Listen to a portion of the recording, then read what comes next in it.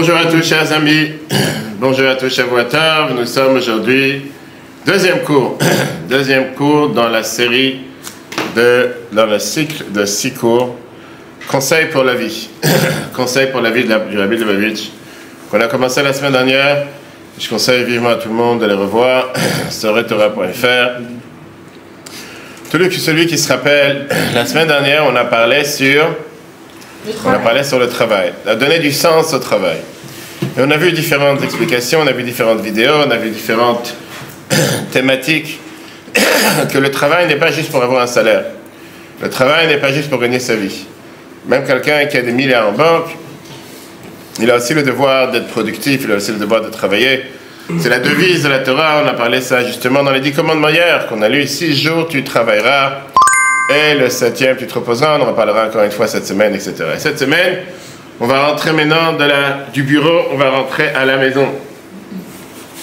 On rentre à la maison, pourquoi? Parce que là, on va voir justement la leçon d'aujourd'hui qui est une des leçons les plus riches, qui correspond à chacun d'entre nous, mariés, non mariés, célibataires, divorcés ou autres. C'est la page 30, 31 sur le livre, dans le livre de l'étudiant.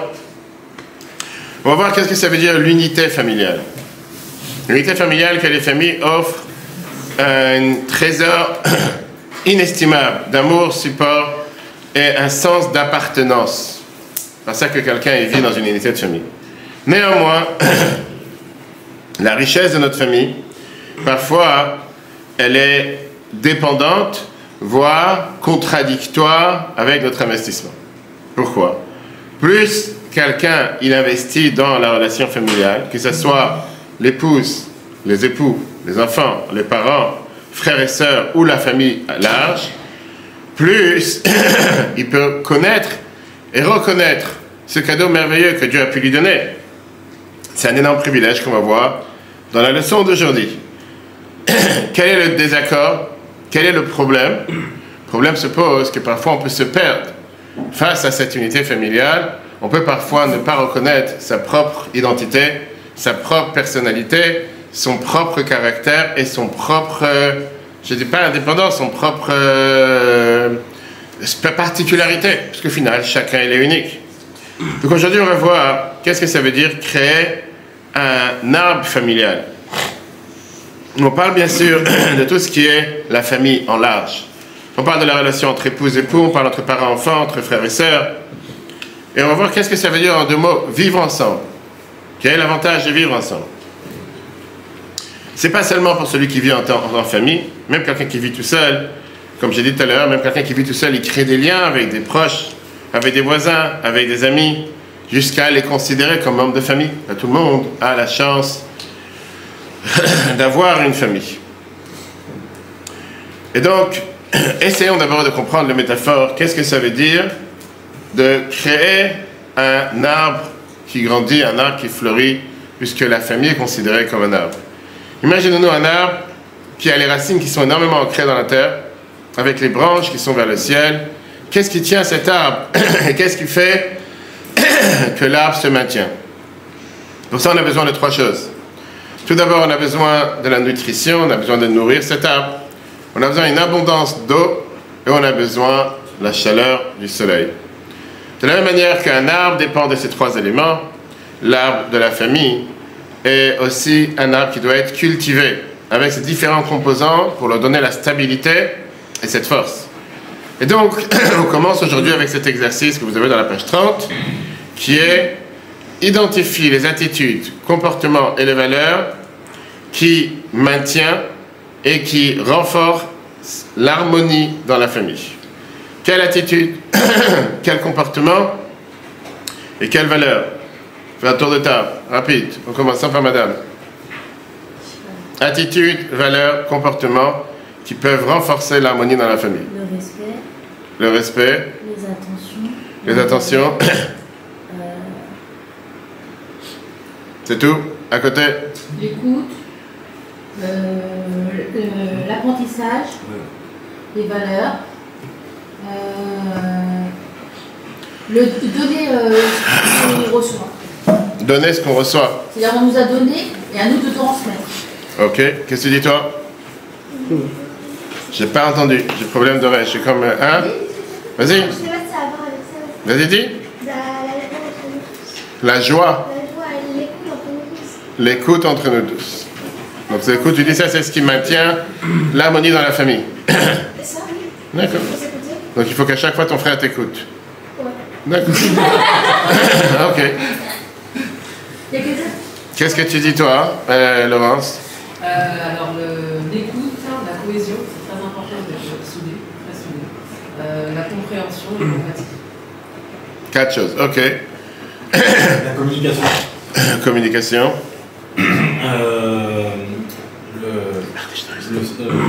Se mettre en retrait, savoir se mettre en retrait, je sais pas comment on dit ça. Se mettre en retrait. Et le respect aussi. À côté. Bah oui, c'est pour ça que je disais pas les mêmes mots. Vas-y. Principalement le respect avant l'amour, après l'amour, parce qu'il y a une satisfaction vis-à-vis autrui, la compréhension, c'est sûr.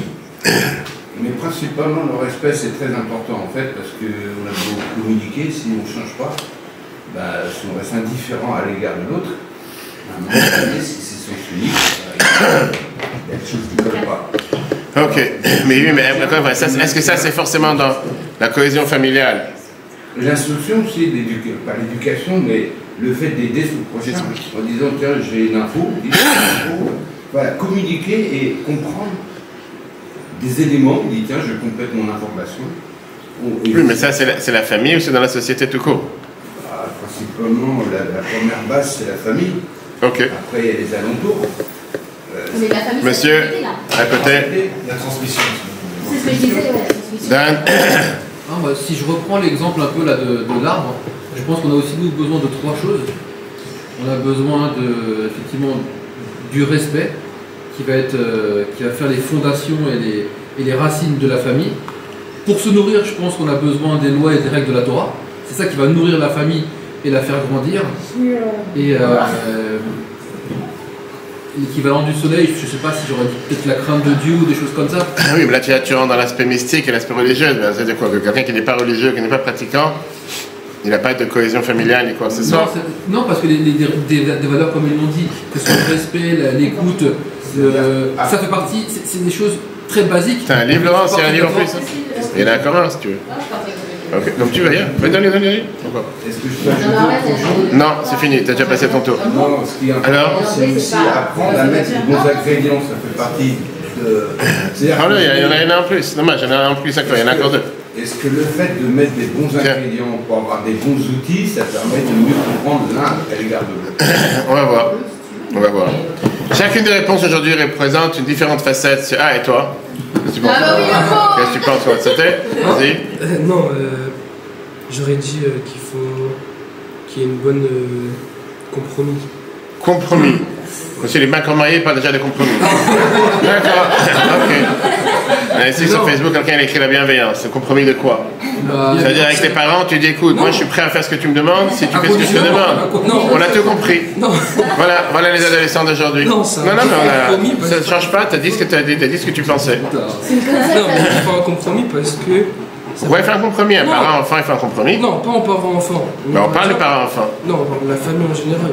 On a dit parent-enfant, on a dit épouse, parent-enfant, frère et sœur. Je sais pas, mais... Avec ta sœur, il faut un compromis. Quel compromis? Bah, il y a un compromis. Je peux pas moi vouloir que certaines choses et elle que certaines choses et se pas se mettre d'accord. Du coup, il faut un bon compromis entre les deux. Ok, aujourd'hui on va rentrer justement dans les conseils que le rabbi nous donne sur la famille. On va voir justement énormément de points intéressants. On va voir qu'on peut tous gagner de ça. Néanmoins, il faut d'abord une parenthèse, qui est que les conseils que le rabbi a donnés, c'était à des gens qui avaient des différentes grandes difficultés dans ce qu'on appelle des crises familiales. Néanmoins, quand un docteur il demande à un patient de faire des exercices, ou bien il lui demande de faire n'importe quelle chose d'importante pour lui, c'est pas que ça va le guérir totalement. Ça va renforcer la personne, ça va changer la personne.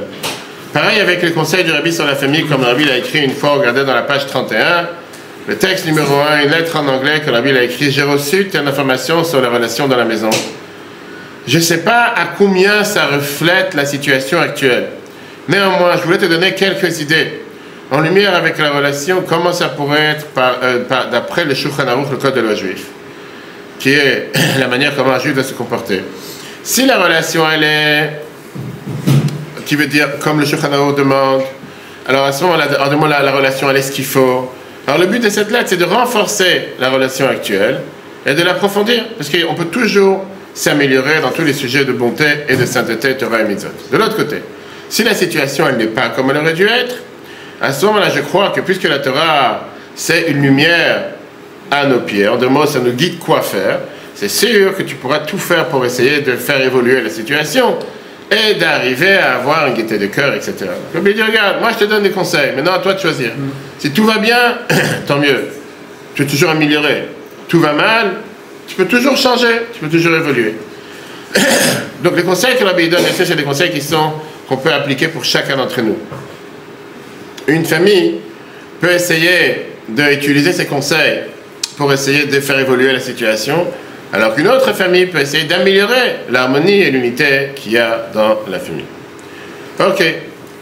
Commençons avec le premier point d'aujourd'hui qui est qu'aujourd'hui, on ne peut pas se voiler la face.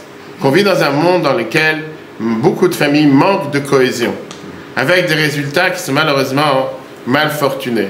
Mon français, qui sont pas corrects. Et on va voir tout de suite quels sont les problèmes qui aujourd'hui dans la société ne sont plus comme dans la société il y a 50 ans, il y a 100 ans. Les choses ont changé. On ne peut pas se voiler la face que la situation elle a changé. On va voir un merveilleux discours qu'on a vu prononcé en 1974, il y a 50 ans, 2 discours sur le statut de la famille dans la société contemporaine. Il y a un rabbi qui dévoile et qui écrit comme quoi il est énormément peiné, ça le dérange énormément. Le fait que dans la maison, que dans la famille, il manque cette cohésion d'être ensemble. Le rabbi dit comme ça, dans Torah Menachem, 1734, volume 2, page 152-154. Un des éléments cruciaux qui est pour n'importe quel peuple, et particulièrement le peuple juif, vous l'avez la page 33, c'est la préservation de l'unité de la famille. Malheureusement, cette unité, elle a été totalement néglectée, elle a totalement abandonnée. De se focaliser sur l'unité de la famille, ça manque, ou totalement, ou entièrement, même parmi ceux qui se comportent avec les chemins de la Torah. Ils ont du temps pour apprendre la Torah. Ils font les mitzvot de manière méticuleusement parfaite. Ils agissent avec vraiment un autosacrifice pour influencer un autre juif qui n'est pas forcément en train de faire la Torah et les mitzvot. Néanmoins, le père, la mère, les enfants, chacun il marche dans son chemin, qui est le chemin de la Torah et mitzvot. Mais ils ne marchent pas dans un chemin ensemble en tant que famille. Très très fort les mots que la Bible emploie ici. Et la Bible continue en disant, et on remarque déjà aujourd'hui les effets regrettables d'un père, d'une mère, d'un enfant, d'un garçon, d'une fille qui vit dans des mondes séparés. La Bible dit, ils sont tous dans le même monde. Ils sont tous dans le monde de la Torah, les mitzvot, religieux, tout ce que tu veux. Mais au final, il est chacun dans son monde. Il n'y a pas cette unité familiale. L'exercice numéro 2 dans la page 34 qu'on va voir aujourd'hui. Quelles sont les conséquences néfastes qui peuvent arriver d'un manque d'unité de famille, d'un manque d'union familiale? Quelles sont les conséquences néfastes qui peuvent arriver? La famille se casse. La famille se casse, pourquoi? S'ils ne sont pas tous... on peut être en désaccord sur certaines choses, mais la famille, s'il y a un problème de compréhension entre eux, chacun va prendre son chemin. Donc regardons, on a ici les réponses en un mot à l'arrière. Premièrement, une famille qui n'a pas cette unité, on a d'abord le point numéro 1 qui manque, c'est qu'on a un manque de support émotionnel, ce qui fait que les membres de famille se sentent totalement isolés, voire tout seuls. Se sentent isolés et tout seuls, ça c'est numéro 1. Deuxièmement, ça peut avoir un résultat de mauvaise communication et de méfiance, ce qui fait qu'il y a mauvaise compréhension et conflit. Troisièmement, à la place d'aider l'un à l'autre en tant qu'alliés, le membre de famille se trouve en train d'être en compétition l'un avec l'autre, ce qui peut nourrir ce qu'on appelle des ressentiments et ce qui peut nourrir des cicatrices émotionnelles. Quatrièmement, les familles qui sont fragmentées, qui sont divisées, ils n'ont pas des structures efficaces pour transmettre les valeurs et offrir une direction à la génération future. Écoutez bien cette étude magnifique. De 1994, le Centre national des addictions, des dépendances à des substances et de l'abus de substances, de dépendance à différentes substances de Columbia University, a fait ce qu'on appelle une étude avec des milliers d'Américains adolescents et leurs parents pour identifier les facteurs associés avec le manque ou avec l'évolution ou la dévolution des jeunes, des adolescents qui utilisent différentes substances. On parle bien sûr de tout, d'accord? On parle de 1994, aujourd'hui on est presque 30 ans après, pour avoir une idée. Ils ont trouvé une relation entre des enfants, des familles, dont les enfants, ils avaient dîné ensemble. Ils avaient l'habitude de fréquemment manger les repas du soir ensemble, avec leurs parents, et une descente dans tout ce qui est le risque de fumer, boire ou utiliser n'importe quelle autre drogue. Comparé à des adolescents qui ont l'habitude de manger le repas du soir ensemble, entre 5 et 7 fois par semaine, avec ceux qui n'ont pas l'habitude de s'asseoir la famille ensemble, qui étaient moins que 3 fois par semaine. Et le résultat est le suivant.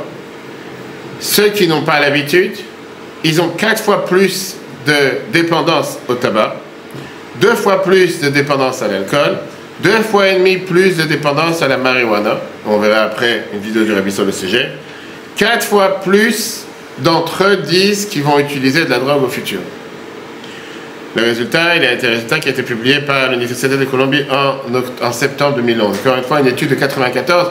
Je ne sais pas où on en tient dans les chiffres aujourd'hui, mais les chiffres sont beaucoup plus graves aujourd'hui. Parce qu'on sait ce qui se passe dans le monde des adolescents aujourd'hui. C'est une étude qui a été faite, rien à voir avec la religion maintenant, qui te montre que quand il n'y a pas cette cohésion familiale, quand il n'y a pas cette unité familiale, au final, ça agit énormément sur les jeunes, etc.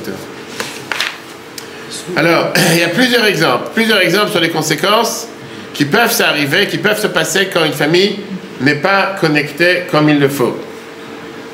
Quels sont les éléments, ça c'est pour toi la question, monsieur Compromis, quels sont les éléments qui peuvent contribuer à une difficulté dans la famille de te maintenir une cohésion? Qu'est-ce qui peut faire que dans une famille, malgré la bonne volonté d'avoir une cohésion familiale, on pourrait ne pas en avoir? Si on a un dans la famille qui a plus d'orgueil que l'autre. Un dans la famille qui a plus d'orgueil que l'autre, ok. Qu'est-ce que tu dis toi? Qu'est-ce qui pourrait déranger à la cohésion familiale?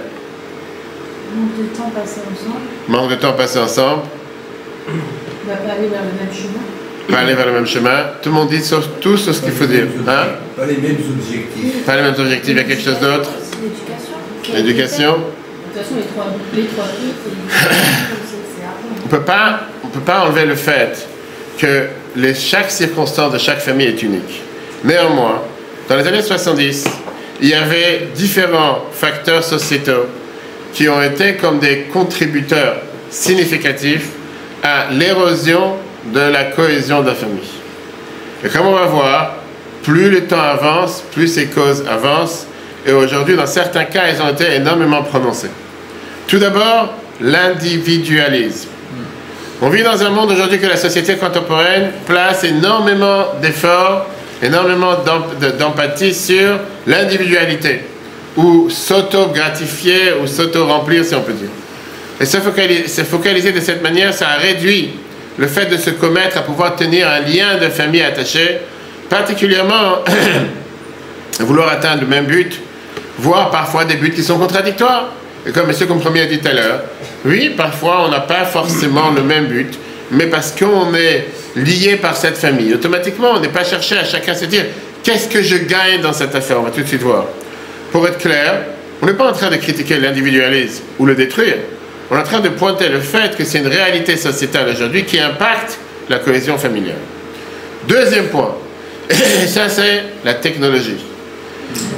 Dans le passé, une seconde, dans le passé, les membres de famille qui vivaient dans la même maison, ils passaient énormément de temps ensemble parce qu'ils étaient limités à d'autres alternatives qu'il y avait dans les 4 murs de la maison.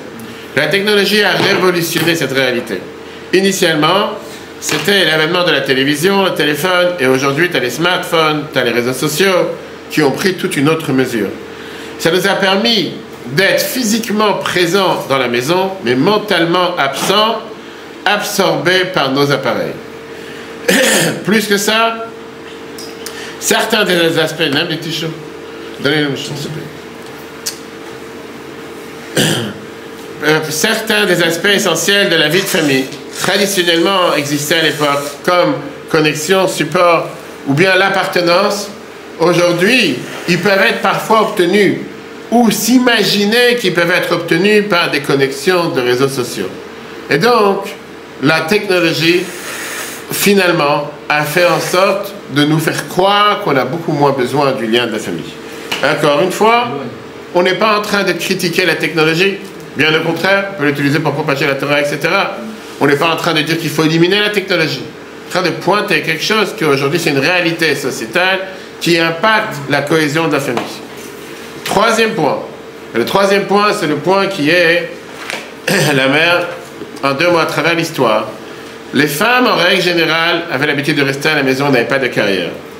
On peut tous pointer les bénéfices qu'il y a du fait qu'aujourd'hui, ce n'est pas la réalité. Et tant mieux. Parce qu'aujourd'hui, la réalité, c'est que n'importe quel couple où il y a 2 personnes qui travaillent, c'est 2 salaires qui rentrent, et il y a beaucoup plus d'argent qui rentre dans la maison, et tant mieux. Mais ça aussi, ça vaut la peine de considérer certains inconvénients potentiels. Dans le vieux modèle, une femme ne pouvait pas satisfaire que le besoin humain qui était d'obtenir et de réussir en investissant du temps et de l'énergie émotionnelle par ça qu'elle développait l'unité de la famille. Poursuivre une carrière voulait dire que tu pouvais satisfaire ses besoins par d'autres moyens qui parfois une femme se sent avec un besoin beaucoup moins important d'investir du temps et des ressources dans la famille. Et particulièrement, si ce n'est pas une crise ou si ce n'est pas quelque chose qui est vraiment important. Comme j'ai dit tout à l'heure, on n'est pas en train de critiquer les femmes qui travaillent, bien au contraire. On ne cherche pas à demander que les femmes arrêtent de travailler, bien au contraire. On est en train de pointer une réalité sociétale qui au final impacte la cohésion de la famille. En 2 mots, aujourd'hui on a plusieurs forces qui encouragent d'être unis en tant que famille, alors que la grande majorité de ce qui se passe dans la société fait en sorte de nous déchirer de la famille. Dans les cas les plus pires, ce cas peut résulter du fait que la famille ne fonctionne pas comme il faut et peut parfois totalement détruire l'unité familiale. Dans des cas encore plus extrêmes, ces tendances sociétales peuvent affaiblir l'unité de la famille, causer à chaque membre de la famille de vivre dans un monde totalement distinct, totalement à part, même si, encore une fois, ils habitent tous sous le même toit. Maintenant, regardons la réalité. Aujourd'hui, tu vis dans une société dans laquelle la révolution industrielle a fait un changement énormément important. Aujourd'hui, tu as des pères qui ne travaillent plus à côté de leur famille. À la place, tu as des hommes de différentes familles et ethnicités qui travaillent toute la journée ensemble, loin de la maison. Cette réalité économique a renforcé les liens entre les travailleurs, mais ça a raffaibli les liens entre la famille. C'est une nouvelle réalité, et comme la théorie va, la connectivité de la famille, elle peut être changée parce qu'elle n'est pas aussi importante de qu'est-ce qu'elle avait l'habitude d'être. Tu as des gens qui aujourd'hui vont passer beaucoup plus de temps avec des réunions de travail, avec des repas de travail, avec des sorties de travail, avec tout ce que tu veux lié au travail, et que pour eux, la famille, c'est secondaire. Et donc, il y a trop de déconnexion dans les familles, même dans les familles religieuses, ça c'est le résumé de ce qu'on vient de voir, qui fait diminuer un support émotionnel, qui favorise la méfiance, qui résout un conflit. Et il y a plusieurs facteurs sociétals aujourd'hui qui contribuent à cette fragmentation de la famille contemporaine, qui inclut l'individualisme, la technologie et le fait que les femmes travaillent en dehors de la maison. Une fois qu'on a posé les problèmes, maintenant on va essayer de comprendre quelle est la conception de la Torah sur la famille. Qu'est-ce que le rabbi nous a demandé de faire par rapport à cette difficulté? Et avant de comprendre ça, on va voir une magnifique vidéo dans laquelle le rabbi nous explique quelle est la chose la plus importante. On en a parlé hier, on a soulevé un point, on a parlé sur l'importance de la famille. Cette vidéo, elle a 3 morceaux. Premier morceau, on voit que le rabbi nous montre que le plus important, c'est d'avoir du nachat, de satisfaction des enfants, que ça passe avant n'importe quelle autre volonté que quelqu'un voudrait avoir. Dans le deuxième morceau de la vidéo, on va voir comment le rabbi dit que de la même manière que c'est important de mettre les tefilines tous les jours, c'est important de prendre du temps pour boire un thé avec sa femme, comme le rabbi lui-même faisait avec la rabbinite Chaim Rishka. Dans le troisième, qui sont les là, c'était la semaine dernière. Troisième morceau, on verra comment le rabbi dit à un manager de banque que c'est bien pour son business si le manager il a une vie de famille heureuse. est que même le succès des affaires, il peut tourner autour de la réussite de la famille. C'est pas le télétravail. J'ai pas entendu. Le télétravail, il vient d'arriver. Tout à fait. J'ai pas dit que c'est pas bien. Le problème, c'est que le télétravail, ça doit être pas que télé, mais travail. Non, mais non. D'accord. On travaille plus. Mais c'est bien parce qu'on est en famille. Je suis d'accord. Sauf que, on va voir, sauf que tu as aussi des downsides, tu as aussi des difficultés, tu as aussi des divers, on va tout de suite entrer. Juste fermer la grande lumière pour la prochaine vidéo et on passe à la vidéo qu'on va traduire. Pourquoi on n'entend pas? Ça commence. Une seconde. Tu n'entends pas? Ah, parce que tu as totalement baissé. Regarde, peut-être plus haut. 31, 32. Ah si. Oui, tu avais totalement baissé. On recommence. C'est bon. Fort, comme ça on peut traduire. Asseyez-vous tout le monde. Il s'appelle Yitzhak Meir Gohari. Rosh Yeshiva à Montréal. Son père, Zalman Gohari, c'était quelqu'un qui soutenait les activités du Rabbi. Il y avait un temps, je crois en 1959. Mon père il faisait du business en dehors d'Amérique avec beaucoup de gens très riches. Le beau-frère du Rabbi le Racha, qui était en charge des yeshivot, a demandé à mon père est-ce qu'il peut l'introduire à tous ces gens riches. Comme ça, il pourra ramasser de l'argent pour la yeshiva. Mon père il a dit je le ferai avec une condition. Si tu as le Rabbi qui promet que si on réussit dans la mission, il me donnera une bénédiction dans ce que j'ai envie. Donc je suis parti voir le Rabbi, et le Rabbi a dit ok. Ils ont fait le deal. Mon père il est parti avec lui, ils ont réussi dans leur mission, dans leur voyage. Quand ils sont revenus, mon père lui a dit nous, maintenant laisse-moi arrange-moi un rendez-vous chez le Rabbi, que je puisse demander ce que j'ai envie. Le Rabbi a dit ok, dis-lui de venir, de rentrer au bureau. Il rentre dans le bureau du Rabbi. Le Rabbi lui dit qu'est-ce que tu as besoin, qu'est-ce que tu veux. Mon père, il avait à l'époque un énorme problème de business. Il avait un conteneur bloqué au Brésil. Je ne sais pas moi ça fait exactement qu'est-ce que c'était, mais il avait besoin d'un miracle. Et il voulait que le Rabbi lui donne une bracha, que le miracle se passe. Le Rabbi lui a dit qu'est-ce que tu veux que je te dise? Tu as une chance de demander n'importe quelle chose que tu as besoin. La première des choses que tu peux demander, c'est d'avoir du nacha, de satisfaction de tes enfants. Qu'ils soient des juifs, des enfants religieux, qui grandissent comme le Rabbi me les ont demandé. Mon frère, il est assez surpris, il dit tout de suite ok, c'est ça que je demande. Le Rabbi, ok, je te donne la bracha. Je ne sais pas s'il a donné une bracha pour le business, mais mon père a répété cette histoire beaucoup de fois. Je me rappelle, je ne sais pas est-ce que c'est écrit ou pas. J'ai une recollection que le Rabbi l'a mentionné une fois dans un discours. Que la bracha qu'on dit, des enfants, la santé et la parnassa, que le Rabbi donne à chaque fois à tout le monde très très couramment. Il y a un ordre particulier. C'est un ordre précis. Parce que la satisfaction des enfants, c'est beaucoup plus important que la santé physique d'une personne. Et la parnassa, le gagne-pain, c'est le troisième point. C'est le Dr Weiss, fait la rabbinite, la rabbinite, elle aimait tellement le Rabbi il aimait la rabbinite avec tout son cœur. Et à chaque fois, il s'inquiétait pour elle. Et il me disait à chaque fois, va visiter immédiatement la rabbinite pour s'assurer que tout va bien, parce qu'elle s'inquiète, etc. Et pareil, le contraire, quand il visitait la rabbinite, elle avait une énorme admiration et respect pour le Rabbi. Le Rabbi, il faisait énormément attention à ce temps privé pour boire du thé avec la rabbinite. Une fois, le Rabbi m'a dit que l'importance de s'asseoir boire un thé avec sa femme tous les jours, c'est aussi important que la nécessité de mettre une tuline. En français, ça.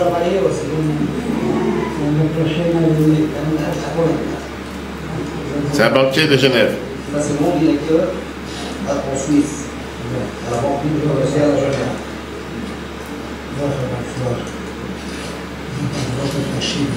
Il a besoin d'une bénédiction pour marier son enfant. Il dit au Rabbi, on est de très bons partenaires, je suis très content. Rabbi, tu peux lui dire que c'est bien pour la banque quand il voit que le directeur il a une vie de famille heureuse.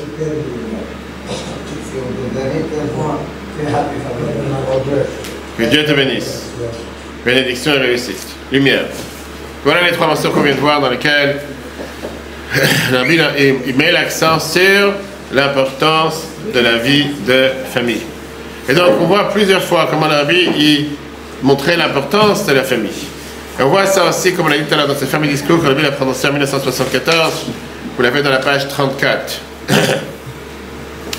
Le Rabbi fait allusion au fait que quand Dieu il a compté le peuple juif, en plus du recensement de tout le peuple juif, qui avait 603 550 personnes, comme c'est écrit dans le Chumash, les nombres, chapitre 1, verset 46, la Torah n'arrête pas de répéter que les membres de famille étaient comptés, les mishpechotam, les bet avotam, en rapport avec les familles et les maisons des parents, qui veut dire qu'ils étaient comptés en tant qu'une unité de famille. Ils n'étaient pas comptés chacun individuellement, totalement séparés. Quand on parle de Dieu, bien sûr que Dieu savait combien de gens étaient dans le désert. Il n'a pas besoin d'avoir ce recensement pour les bureaux de statistiques, pour les votes. Il n'a pas besoin de compter. Mais la Torah nous dit que pourquoi Dieu a compté le peuple juif? Parce que c'était pour montrer son amour envers le peuple juif. Et donc, par rapport à nos discussions, on voit que quand Dieu a décidé de faire ce recensement du peuple juif, il a accentué le point à Moshe qui doit compter les gens en tant que famille, pour identifier le nombre de juifs. En d'autres mots, Dieu ne voulait pas seulement exprimer son amour en tant que nation juive, mais il voulait exprimer son amour en tant que famille du peuple juif. Pourquoi? Parce que l'unité de la famille est au sommet de la sainteté. Et là, on va voir quelque chose d'intéressant, on va entrer dans la mystique. On va continuer en te disant, on sait que les enseignements mystiques nous apprennent l'importance de l'unité de la famille. Le minimum pour pouvoir remplir les devoirs de la maison, pouvoir avoir une famille, on sait que la mitzvah de se multiplier, se fructifier, c'est d'avoir un garçon et une fille. Bien la Kabbalah et la Chassidut expliquent que ça c'est caché dans le nom de Dieu, qui est écrit avec les lettres Yud et He. C'est très bien que ça c'est la manière comment on écrit le nom de Dieu avec Vav et He. Le Yud correspond au père, le He correspond à la mère, le Yud, le Vav au garçon et le He à la fille. Une famille avec ces quatre éléments, père, mère, garçon et fille, c'est une totale représentation du nom de Dieu. Et donc, de la même manière que les quatre lettres du nom de Dieu, quand elles sont inscrites ensemble, deviennent une entité unique, le nom de Dieu. Pareil, les individus d'une famille sont fondamentalement transformés en nouvelle existence quand ils deviennent, quand ils viennent unis en termes de cette famille. Vous l'avez dans la page 36 et ainsi qu'à l'arrière. Donc on voit comment c'est lié. Comment c'est lié? De la même manière que quatre lettres séparées ne valent rien, quand on les met à proximité les unes à côté des autres, ils se transforment en nom divin parce que ça exprime le nom de Dieu. Pareil, quand on a une famille unie, les quatre ensemble, on a automatiquement cette cohésion et on a la pureté et la sainteté de Dieu qui rentre dans la famille, comme on voit dans le texte 5 de la page 37. La vie continue en te disant, c'est pour ça que quand Dieu a construit le temple, il t'a dit clairement, Ve'asuli migdash, ve'shachanti betocham. Je créerai un temple. Je vous demanderai de me faire un temple, c'est la paracha de la semaine prochaine, et vous résiderez à l'intérieur. Bien, les chachamim nous disent, c'est pas dans le temple que je veux résider, mais dans vous, dans chaque juif. Le fait de pouvoir faire descendre la divinité sur terre aurait dû être écrit de manière la plus claire. En deux mots, Dieu cherche à faire descendre la divinité dans chaque juif. Concrètement, c'est le contraire. C'est écrit dans le verset, Veshachanti betocham, je résiderai à l'intérieur de vous, à l'intérieur de chacun d'entre vous. Et le conseil, c'est par ça que vous allez me faire un temple, comme ça Dieu va résider parmi vous. Donc, où on voit cette idée de la location physique de Dieu sur terre, comment Dieu réside parmi nous, chez le père et la mère, les enfants, les garçons et les filles, comme on a dit tout à l'heure, l'unité de la famille. On sait très bien quels sentiments les gens ils ont quand ils se tiennent devant le cotel. Avec un peu d'imagination, on peut essayer de se transporter dans le temps. On peut essayer de voir nos ancêtres, qu'est-ce qu'ils expériençaient quand ils étaient devant le cotel avec le feu qui descendait du temple, et comment c'était toute cette idée, toute cette supériorité, toute cette, je veux dire, sainteté qui était autour du temple.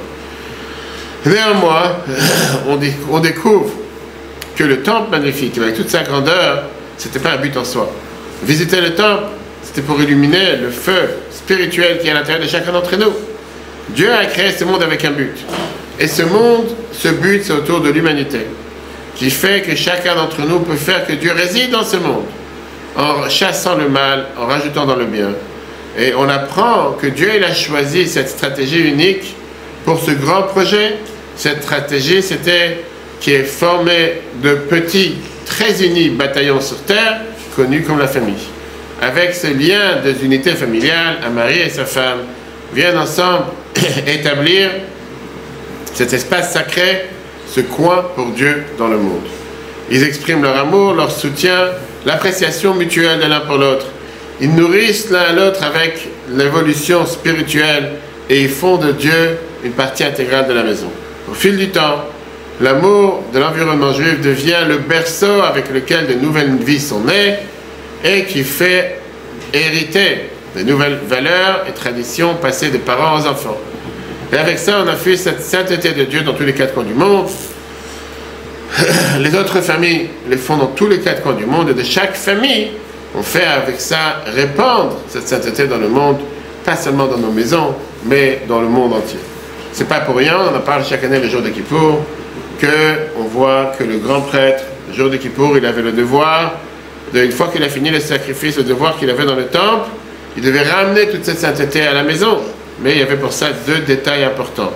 D'abord, le grand prêtre devait être marié, et à la fin d'avoir fait son service de Dieu dans le temple, il était raccompagné chez lui à la maison. Parce que le but n'était pas de garder cette sainteté pour le temple, mais de le ramener chez lui à la maison. Et la Bible qui t'explique que le grand prêtre, le sacrifice, le travail sacré qu'il a, peut-être c'était fait dans le temple, mais ça n'était pas l'essentiel de tout ce qui était l'expérience spirituelle juive. C'était un moyen pour une fin. Je veux dire, le but, c'était de prendre la sainteté qu'il y avait dans le temple et la ramener dans la maison. C'est cette méthode avec laquelle Dieu nous a demandé de transformer le monde. C'est pour ça qu'il voulait que les familles soient comptées. C'est pour ça qu'il a associé son nom avec la vie de famille. Parce qu'il veut résider parmi nous dans une vie de la famille. Dans la prochaine vidéo qu'on va voir, nous voyons l'importance d'éduquer des enfants. Et on voit comment, pas seulement l'importance de l'éducation des enfants, mais on voit comment la Bible conseille et comment la Bible considère que le plus important que quelqu'un peut avoir dans la vie, c'est la satisfaction des enfants.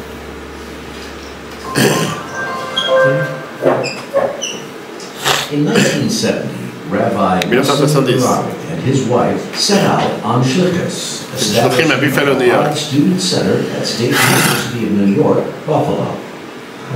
C'est ma première année quand j'étais à Buffalo.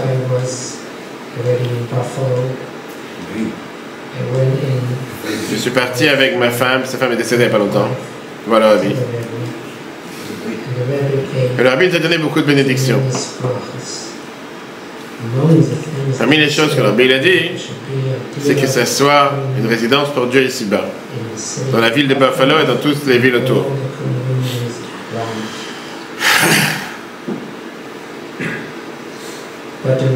Le rabbi a terminé avec ces 5 mots. Que le plus important de tout, qui veut dire tout ce qui nous a bénis jusqu'à présent, plus important dans tout, c'est d'avoir la satisfaction chassidique et joyeuse de nos enfants. Je veux dire que le rabbi, il a fait très clair pour nous que la plus importante chose, il a déjà dit de faire une résidence pour Dieu ici-bas. Tu peux penser qu'est-ce qui peut venir de plus important que ça? Et spécifiquement, il a dit que la chose la plus importante de tout, c'est la joie chassidique de nos enfants. Lumière, merci. Et donc, alors, la joie chassidique. Oui, c'est la joie dans les valeurs de la Torah et les Mitzvot. En 2 mots, la satisfaction des enfants. Qui veut dire, comme il a dit tout à l'heure, malgré toutes les bénédictions que la Bible a données, et qu'on aurait pu penser que c'est énormément important, on voit que la Bible a répété que le plus important, c'est pas seulement de construire une résidence pour Dieu ici-bas, mais c'est surtout d'avoir la satisfaction des enfants. Ok. Et maintenant, on va rentrer dans un dossier qui fait très mal pour messieurs compromis. Tu vas regretter ce que tu as dit tout à l'heure. Est-ce qu'on va voir comment on peut différencier une vie basée sur des valeurs de Torah? Et on l'a dit tout à l'heure, pas que. Il y a beaucoup de gens qui ont une vie de valeurs de Torah et qui sont totalement à côté de la plaque. Et comment on peut différencier ça avec la vie dans la société que nous avons aujourd'hui. Le titre, vous l'avez à l'arrière. Très simple. 2 visions du monde. Tu as des gens qui sont dans une famille, la seule question qu'ils ont, what can I gain? Qu'est-ce que je gagne d'être ici?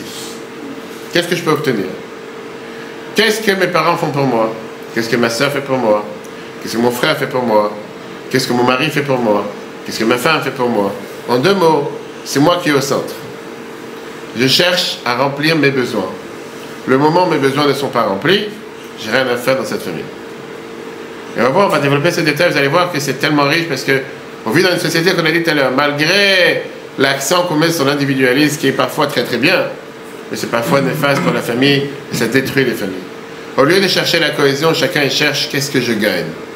Et si je gagne rien, je vais balader tout le monde. L'approche de la Torah, c'est quoi? C'est pas qu'est-ce que je gagne, mais c'est qu'est-ce que je peux faire pour l'autre. Comment agir envers l'autre. Comment je peux remplir les besoins de l'autre. Comment être présent pour l'autre. Je n'ai pas entendu. J'ai jamais réfléchi avec la force que je gagne. Ok, parce que tu étais normal, mais il y a des gens qui ne sont pas normaux. D'accord? Ou le contraire, si tu veux. Regardons. On vit dans un monde très égoïste. On passe dans la face, on va rentrer dans les détails. On vit dans un monde où c'est un monde, malheureusement, où les gens, c'est la manière comment ils regardent les choses. Alors, il a regardé justement ce modèle de vie de famille basé sur la Torah.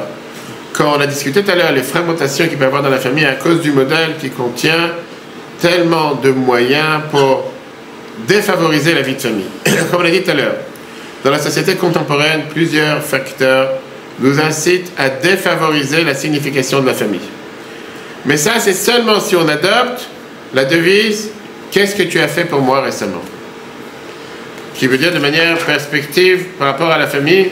Avec cette attitude, les gens, ils peuvent parfois prendre un stylo et dresser un tableau des bénéfices qu'ils ont gagnés de la famille, ou bien des bénéfices qu'ils demandent, ou bien qu'ils peuvent les obtenir par d'autres moyens, ou bien par, on va dire, le temps, l'énergie que la vie de famille prend sur eux. Les chiffres ne mentent pas. Rapidement, il y a un parent que pour eux, ils se disent, regarde, je fais mon bilan, je ne sais pas si ça vaut la peine. Voilà combien de temps j'investis pour la famille, et voilà qu'est-ce que je gagne de tout ça. Et puisque je ne gagne pas, ça ne vaut pas la peine d'investir. Maintenant, parlons des adolescents. Si on gagne le respect, est-ce que c'est important? On va arriver au respect. Ce n'est pas que le respect qu'on a dit tout à l'heure. Il n'y a pas que le respect. Là, comme on l'a dit tout à l'heure, si tu veux avoir une cohésion dans les vie de famille, ça ne veut pas être seulement que je suis là que pour prendre. Je suis là que pour bénéficier. Je suis là que pour profiter. Je suis là que pour obtenir quelque chose. Je suis là que pour gagner quelque chose. C'est le seul but de la relation, c'est qu'est-ce que je gagne de cette relation, ne te mets pas en relation. La seule chose que je vois, c'est pourquoi je continuerai à repasser si le linge est tout en bout dans les armoires. Tout à fait, ça, je suis d'accord. Ça, il ne faut pas le faire. Qu'est-ce que je gagne à perdre du temps? Tout à fait, je suis d'accord. Pour ça, il ne faut pas le faire. Maintenant, un stage crucial dans la famille, c'est quand la question, elle est, que, comme on l'a dit tout à l'heure, et ça, particulièrement avec les adolescents, c'est qu'est-ce que tu as fait pour moi récemment? Et ça, c'est demandé avec une force particulière quand les enfants passent de l'âge d'enfant à l'âge d'adolescent. Peu à peu, en tout cas dans leur perception des choses sur lesquelles ils se sont appuyés sur les parents à l'époque, semblent disparaître. Maintenant, ils pensent qu'ils peuvent trouver de support émotionnel et un sens d'appartenance par ça qu'ils traînent avec les copains. Et donc, quand ils ont des questions, ils font ce qu'on appelle Google Research, ils cherchent sur Google. Parfois, ils commencent même à gagner un peu d'argent pour acheter des gadgets qu'ils ont tellement besoin. Et tout d'un coup, ils se disent, tout d'un coup, cette question, qu'est-ce que tu as fait pour moi récemment? Ça devient une question urgente, une question importante. Le sentiment, il n'est pas exclusif à ce stage, il est dans différentes facettes de différentes relations, mais c'est un exemple parmi tant d'autres.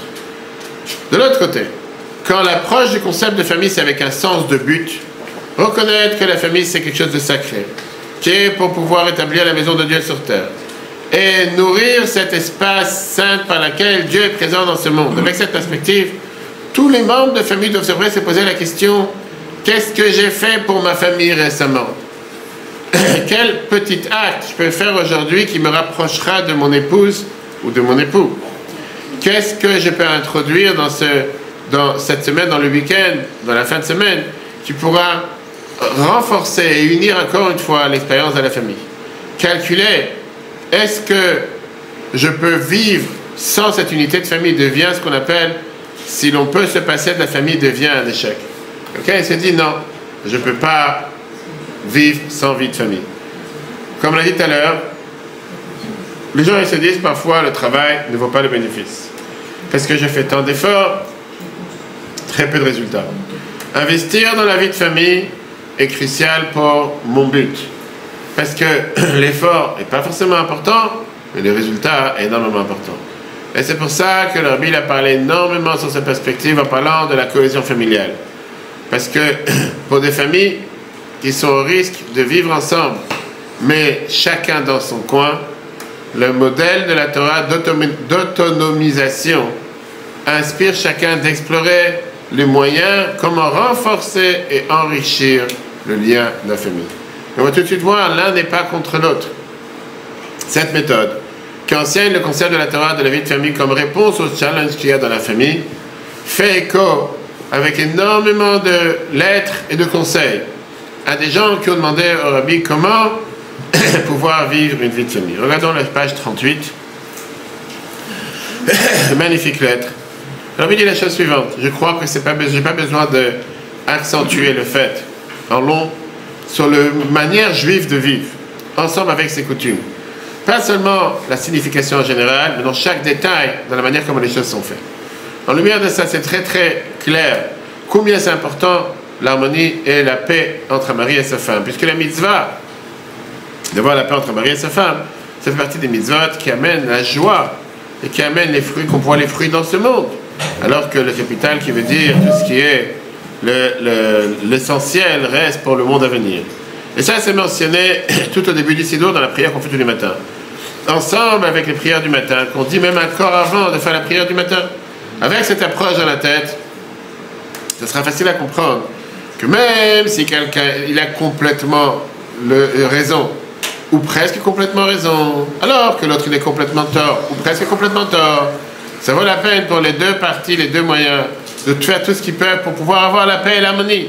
Et encore une fois, pas un qui fait tout et l'autre qui fait rien. Et ça, c'est pour toi. Parce que la situation... Non, parce que la situation en soi, qui a droit et qui a tort, l'homme dit, je ne peux pas rentrer dans les détails.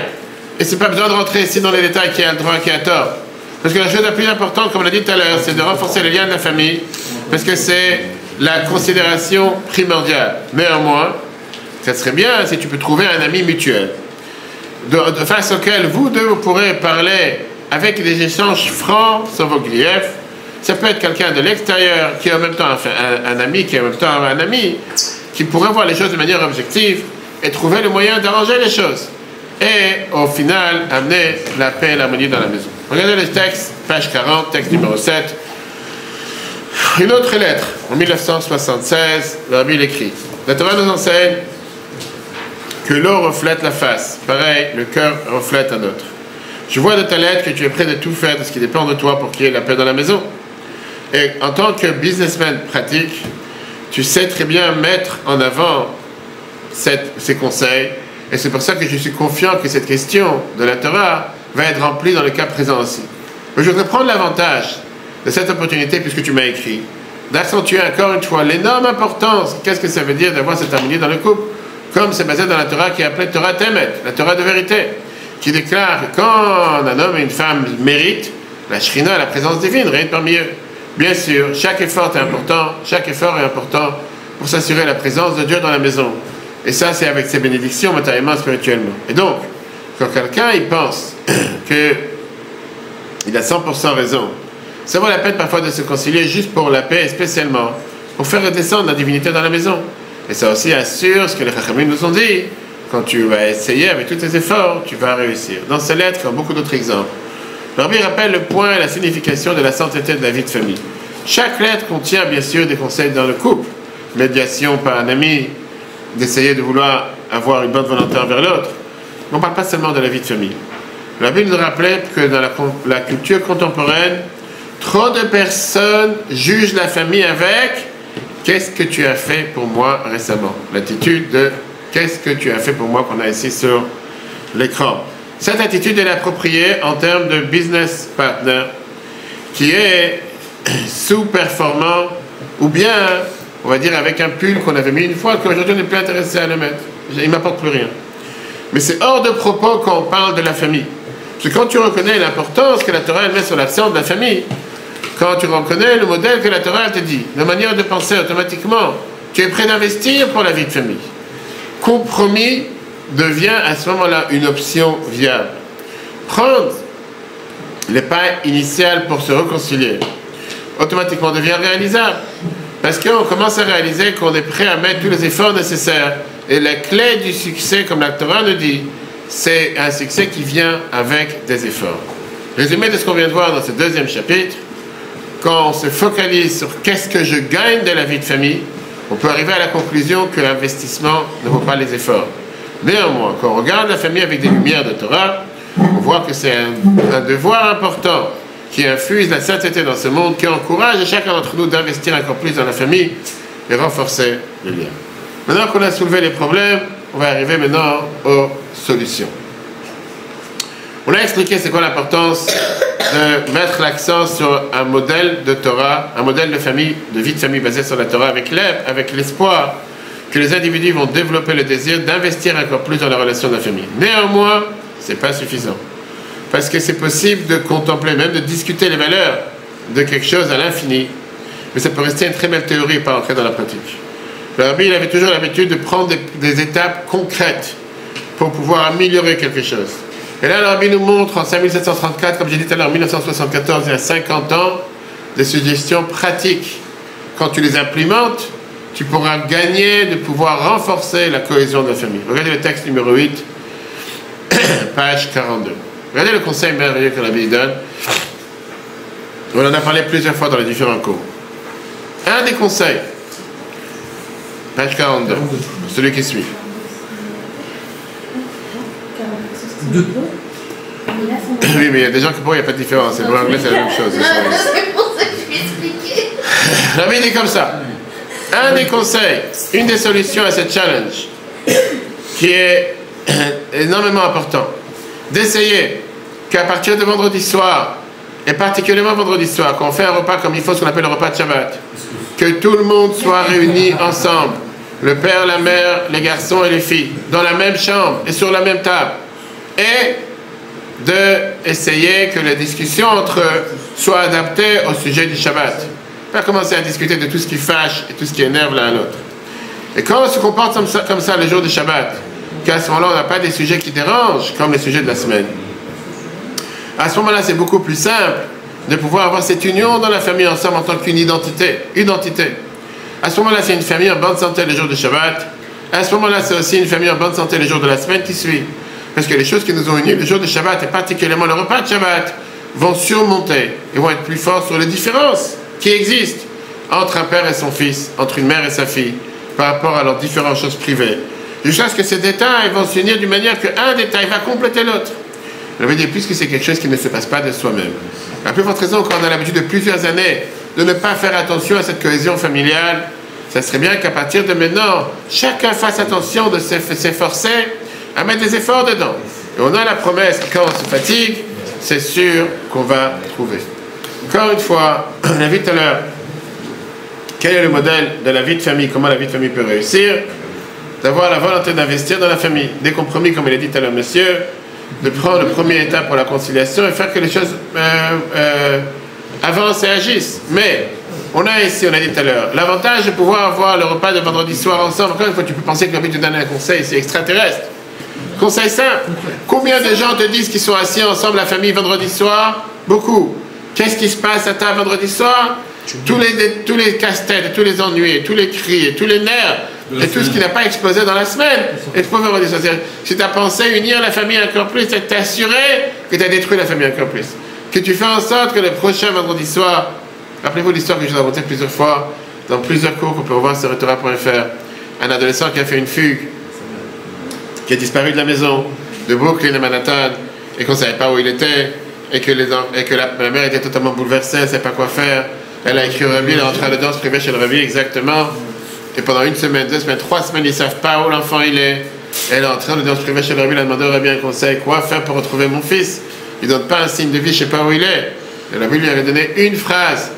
Investis dans ton repas de Shabbat. Elle est sortie du bureau, elle n'a pas compris. Elle s'est dit, qu'est-ce qui se passe? Qu'est-ce que ça veut dire investir dans ton repas de Shabbat? Je fais l'huile verte là-bas avec la piscine verte, et les épinards et le couscous. Qu'est-ce que ça veut dire? Qu'est-ce que je ne fais pas dans mon repas de Shabbat? Concrètement, qu'est-ce qui s'est passé? Dans la semaine, ils ont parlé des enfants ensemble qui restaient dans la maison. Ils demandaient à chacun qu'est-ce que tu aimes. Et chaque enfant, il a dit ce qu'il voulait. Il a dit pizza, l'autre, il a dit sushi, etc. Peu importe. La semaine d'après, l'enfant qui a disparu, 1 mois qui a disparu de la maison, il appelle la maison. Et c'est un des enfants qui lève le téléphone. Et qu'est-ce qu'il dit? Il dit, sache que papa et maman ont commencé à nous aimer. Il dit, de quoi tu parles? Qu'est-ce que ça veut dire papa et maman nous aiment? De quoi tu parles?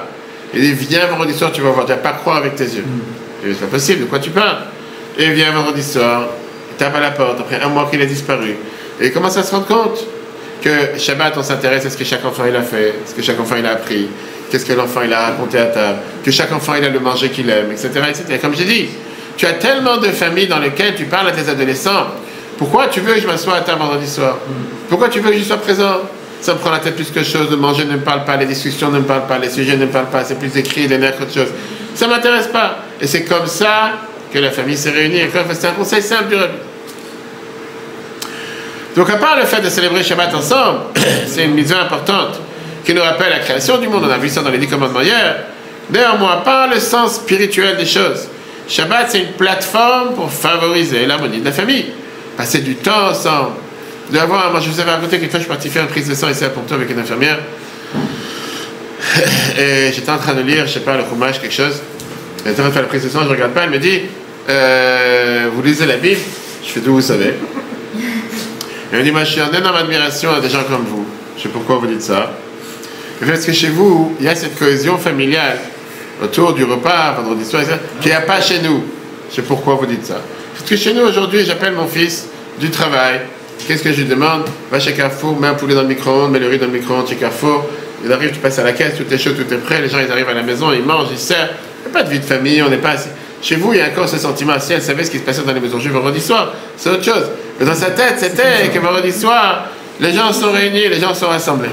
Le fait d'avoir un repas ensemble, des conversations, comme j'ai dit, pas les sujets qui n'ont aucun rapport et qui n'ont aucun sens. Ça crée un lien entre tout le monde. Shabbat est particulièrement suitable pour pouvoir créer, parce qu'on sait très bien que Shabbat est des sujets qu'on n'a pas le droit de parler. On n'a pas le droit de parler Shabbat des affaires, du commerce, etc., de la semaine. Et au contraire, le fait qu'à la place de parler chacun de sa carrière, qui n'est pas en général un facteur qui unit chacun, mais d'encourager que chacun peut apporter sa pierre à l'édifice, un mot Torah qu'il a appris, une histoire qu'il a appris à l'école. Comme là, il raconte chaque Shabbat qu'est-ce qu'il a appris à l'école, il raconte les dessins qu'il a fait, il raconte qu'il apprend, et il a toute sa place à table, même s'il a que ça, comme ça chaque enfant. Il y a un autre point, quand on revient sur l'année tout à l'heure, c'est que Shabbat, on n'a pas ce qu'on appelle tous les appareils électroniques. Donc on n'a pas cette distraction qu'il y a dans la semaine. Le temps qu'on passe Shabbat autour de la table, c'est un temps qu'on est là pour passer ensemble. Pas comme aujourd'hui, tu vas le matin à 7h pour accompagner les enfants à l'école, tu as 50 personnes à la station de bus, chacun a son portable. Tu as envie de mettre une claque et chacun avec des oreillettes. Ça, c'est le monde connecté. Ça, c'est le monde dans lequel on est tellement connecté. Tu as 50 personnes, personne ne parle avec l'autre, personne ne regarde sur l'autre. Personne ne s'inquiète si l'autre il est vieux, pas vieux, peut s'asseoir, pas s'asseoir. Chacun est sur son portable. C'est un monde dans lequel chacun est dans son monde. Et les gens, ils ont dit, j'ai 5000 amis sur TikTok, 10 000 sur Facebook, et 20 000 sur Instagram. Et alors? C'est du zéro, c'est du vent. Et donc, quand tu es libéré de toutes ces distractions, quand tu passes du temps autour de Shabbat ensemble, ça, c'est la manière comment Shabbat peut devenir un moyen énormément puissant pour renforcer la cohésion familiale dans le monde connecté digitalement d'aujourd'hui. Et avec ça, on termine la première partie de la leçon d'aujourd'hui. Que si tu veux créer des mariages plus forts, des familles plus unies, tu as besoin d'apprendre à souligner la valeur de la famille, comment c'est basé sur les valeurs de la Torah. Et c'est énormément essentiel de transformer ça en action. En faisant une chose pareille, on a la chance de pouvoir cultiver des liens étroits de famille harmonieuse. Passons maintenant à l'exercice numéro 2, page 43. Quelles sont les actions tangibles que je peux introduire dans ma routine pour améliorer la vie de famille? Numéro 1. Numéro 2. Quelles sont les raisons que je n'ai pas fait ces choses-là jusqu'à présent dans le passé? Et numéro 3. Les considérations qui aujourd'hui ne posent plus un obstacle pour les mettre en application. Chacun pourra le répondre tranquillement tout à l'heure. Pour certains, ça prendra des jours à réfléchir, pour certains des heures. Mais je pense que c'est important de réfléchir dans cette notion, puisque c'est quelque chose qui est énormément important. Surtout quand on parle des jeunes comme toi qui parlent de compromis avant même de savoir c'est quoi la vraie vie. À la place de penser qu'est-ce que l'autre peut faire pour moi, tu devrais te dire le matin à chaque fois que tu te réveilles, qu'est-ce que moi j'ai fait pour investir dans la famille? Qu'est-ce que moi j'ai fait pour investir dans la vie de famille? Qu'est-ce que moi j'ai fait pour renforcer ma famille? Qu'est-ce que moi j'ai fait pour l'autre aujourd'hui? Oui, tu prends une feuille, tu l'écris. Chaque matin, tu te dis, qu'est-ce que j'ai fait pour mes parents? Qu'est-ce que j'ai fait pour ma soeur? Qu'est-ce que j'ai fait pour l'autre? Pas qu'est-ce que moi j'ai gagné. Et quand quelqu'un il agit de cette manière, il voit qu'il est loin du compte. Et c'est quand je parle aux enfants à chaque fois, tous les jours, j'en dis clairement, je fais écoute, c'est écrit nulle part que je dois faire ça pour toi. C'est écrit nulle part. Je suis ni un chauffeur de taxi, je suis pas fait pour faire des choses pareilles. C'est écrit nulle part que je dois le faire. Mais aujourd'hui, tu as des enfants que pour eux, c'est pas seulement un dû. Le jour où tu dis non, ou le jour où tu peux pas, c'est comme si tu es la pire des personnes sur terre. C'est ça. C'est fou. Et la réalité, c'est quoi? Parce que les gens, ils sont tellement habitués à vivre dans un mode de qu'est-ce que je gagne de tout ça? Et qu'ils oublient qu'il n'y a pas ici que des gains. Et si tu ne comprends pas l'importance d'investir dans qu'est-ce que je fais pour l'autre, automatiquement, il n'y a pas de famille. Et le problème, c'est quoi? C'est que tôt ou tard, tous ces réseaux sociaux et toute cette technologie, c'est une bulle d'air qui éclate. Et le jour où ça éclate, les gens se retrouvent tout seuls. Et on a vu tout à l'heure, si vous vous rappelez, dans l'étude de l'Université de Columbus, qu'on a vu que la majorité des familles dans lesquelles les adolescents dépendent de drogue, d'alcool, substances, etc., c'est ceux qui ne passent pas des repas ensemble, ceux qui ne sont pas unis ensemble. Et tu vas dire pourquoi? Parce qu'au final, quelqu'un cherche à être connecté, et puisqu'il se sent tellement vide de l'intérieur, même s'il a 10 000 amis sur TikTok et sur Instagram, au final, il pense qu'avec sa dépendance, il va trouver quelque chose. Il cherche l'attention. Hein? Il cherche de l'attention qu'il n'a pas. Je ne sais pas si c'est de l'attention, mais au final, il s'autodétruit. Alors, il a plusieurs fois parlé sur le rôle indispensable de la Torah et les mitzvot comme la base fondamentale de l'existence de la famille. Et c'est pour ça que la Bible a justement mis en application des mitzvot. Des mitzvot qui sont énormément importantes pour chacun d'entre nous, qui sont ce qu'on appelait les miftaïm, les campagnes de mitzvot. Parce que tout celui qui veut essayer d'investir et d'améliorer sa relation en élevant et en augmentant la vie, pas seulement de vie matérielle, mais une vie qui a des valeurs spirituelles, avec ces facteurs qu'on va tout de suite voir, comme la gratitude, l'écoute, le respect, du temps de qualité, les compromis qui sont tous des points importants dans la relation, c'est aussi on a aussi le devoir de périodiquement évaluer ces éléments pour s'assurer que tout est bien. Alors il a rappelé plusieurs fois, guider les individuels dans le sens similaire, de doubler, voire augmenter, tripler, de s'assurer que s'il manque quelque chose dans la relation, on voit qu'est-ce qu'on peut faire pour évoluer et améliorer. Regardons cette magnifique lettre que la Bible a écrite en 1951. J'ai appris avec plaisir de ton mariage futur. Je voudrais envoyer à toi et ta future des bénédictions de Mazal Tov, etc.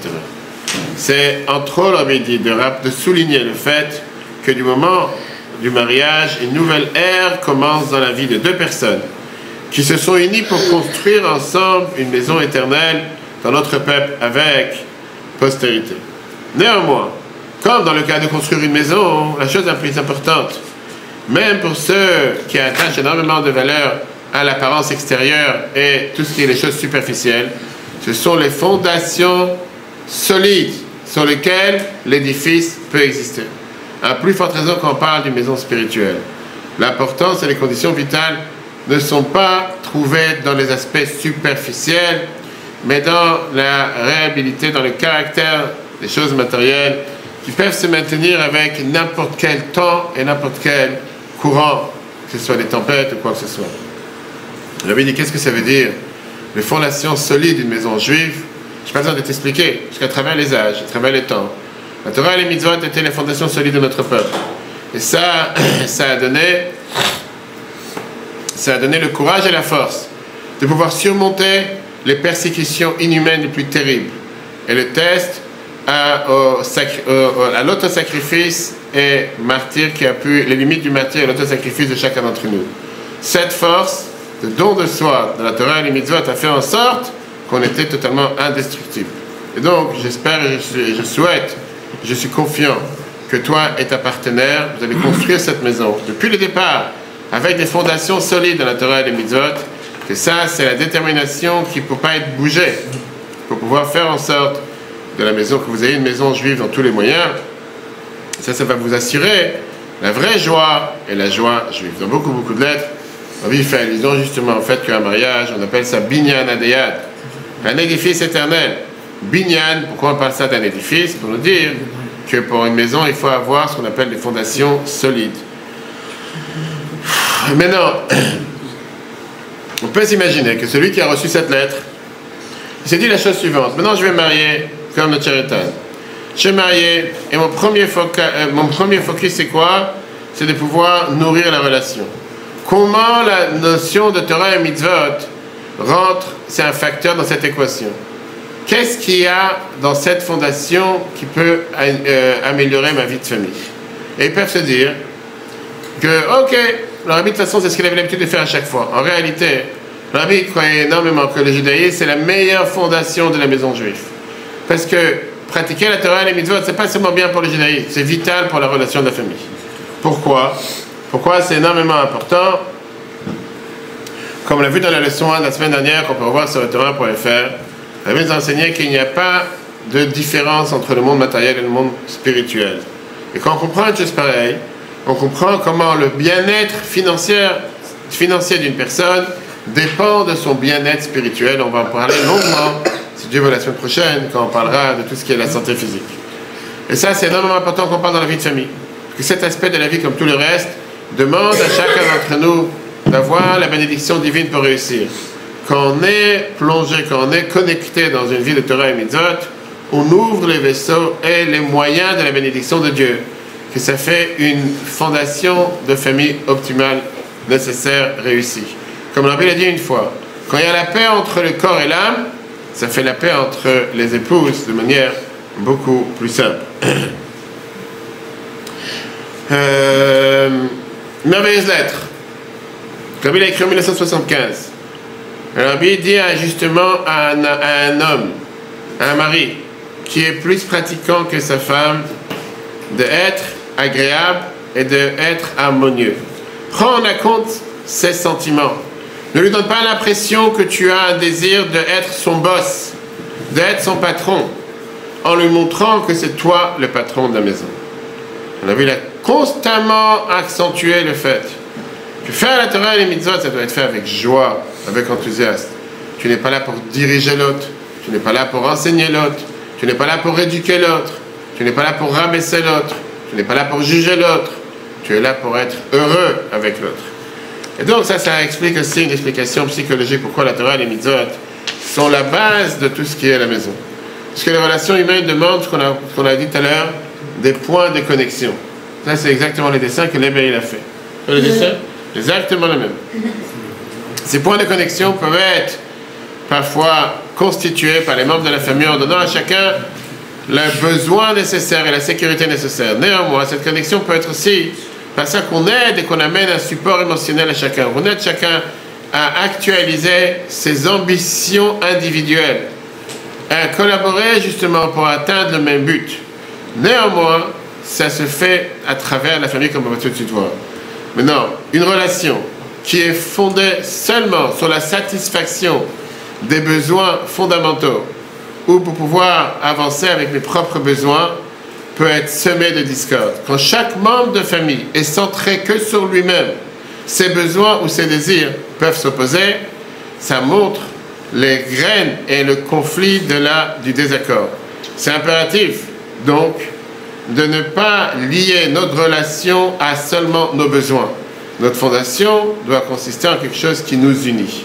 Embrasser la Torah et les mitzvot, c'est pas seulement une manière de se comporter, mais c'est une compréhension du but et de l'objectif que nous avons tous ensemble, de former une fondation optimale pour la maison.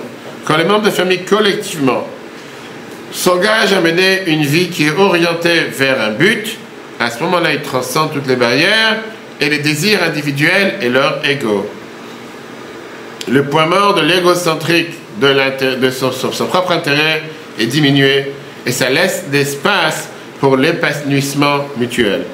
La fondation constitue à ce moment-là une base solide et durable sur laquelle la famille peut vivre et peut s'épanouir. Plus que ça, quand Dieu est absent de cette équation, quand les membres de famille ils vont trouver différents points de connexion avec chacun d'entre eux, au final, si un membre de famille il est par exemple dans le tennis, l'autre il est dans l'école, l'autre il est dans le travail, il n'y a rien qui se connecte, il n'y a rien qui va attacher les uns avec les autres, et dans leur point d'intérêt, néanmoins, quand leur focalisation elle est sur rapport à servir Dieu, qui implique pas seulement faire la Torah et les mitzvot, mais chercher à faire entrer Dieu dans chaque espace de la vie, inclus la carrière, les différentes habitudes, l'école, etc., un fil conducteur parmi leurs comportements fait en sorte que malgré les diverses poursuites différentes de chacun, on se retrouve ensemble autour d'une valeur commune.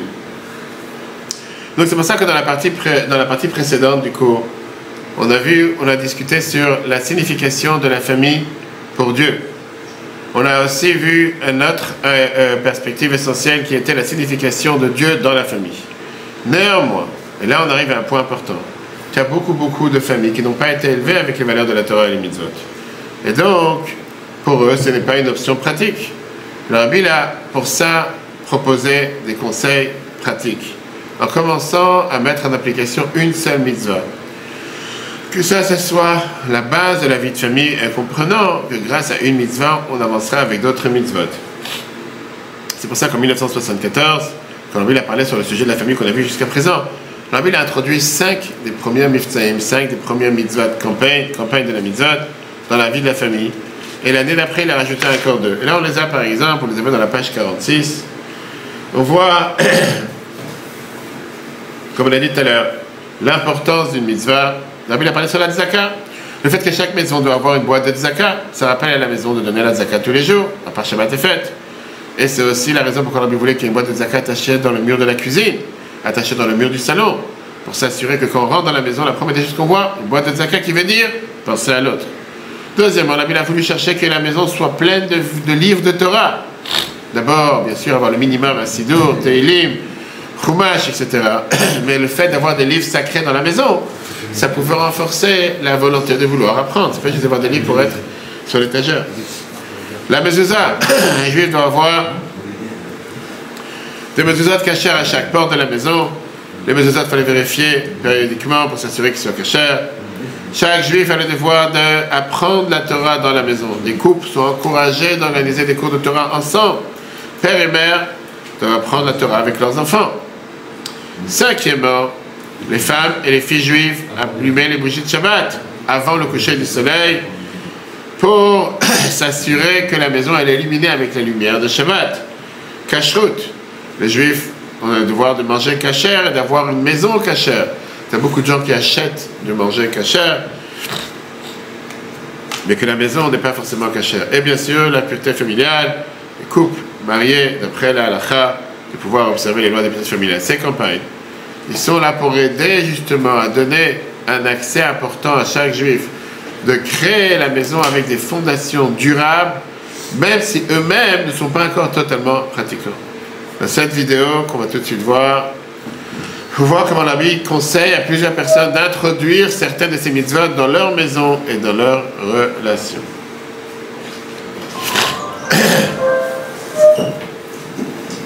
In the late 1970s, Charles hung out with a number of audiences with the Rebbe.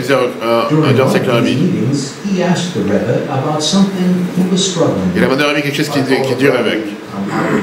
Il dit, j'ai une crise de foi. Je ne crois pas en Dieu. J'aime le judaïsme. J'aime tous les rituels du judaïsme. Mais pour moi, ils sont nostalgiques. Comment je trouve la vérité et dans la vraie croyance dans ce que j'aime? C'est comme si on avait des discussions philosophiques. Mais c'est des choses qui me dérangeaient énormément. Plus que si j'investis dans cette propriété ou pas. Et la réponse du Rabbi était vraiment profonde et incroyable. Absolutely deep and incredible. And they were tailor-made to Ils étaient faits exactement pour moi. a C'est pas un système that qu'il m'a dit qu'il faut rentrer dans le système, faire ce que tout le monde fait, et tu seras mieux. Et vraiment, il parlait pour ce qui m'arrange et ce qui travaille pour moi. Et donc il m'a demandé, est-ce que tu manges kasher? J'ai dit non. Et ça m'a pris beaucoup de force et de courage d'être assis en face du Rabbi et lui dire la vérité. C'était un moment terrifiant, mais ma relation était basée sur une honnêteté totale. Comment tu peux mentir au Rabbi? Je me suis dit, je vais pas lui mentir. C'est ce que tu mets les tefilines tous les jours? Je lui ai dit non.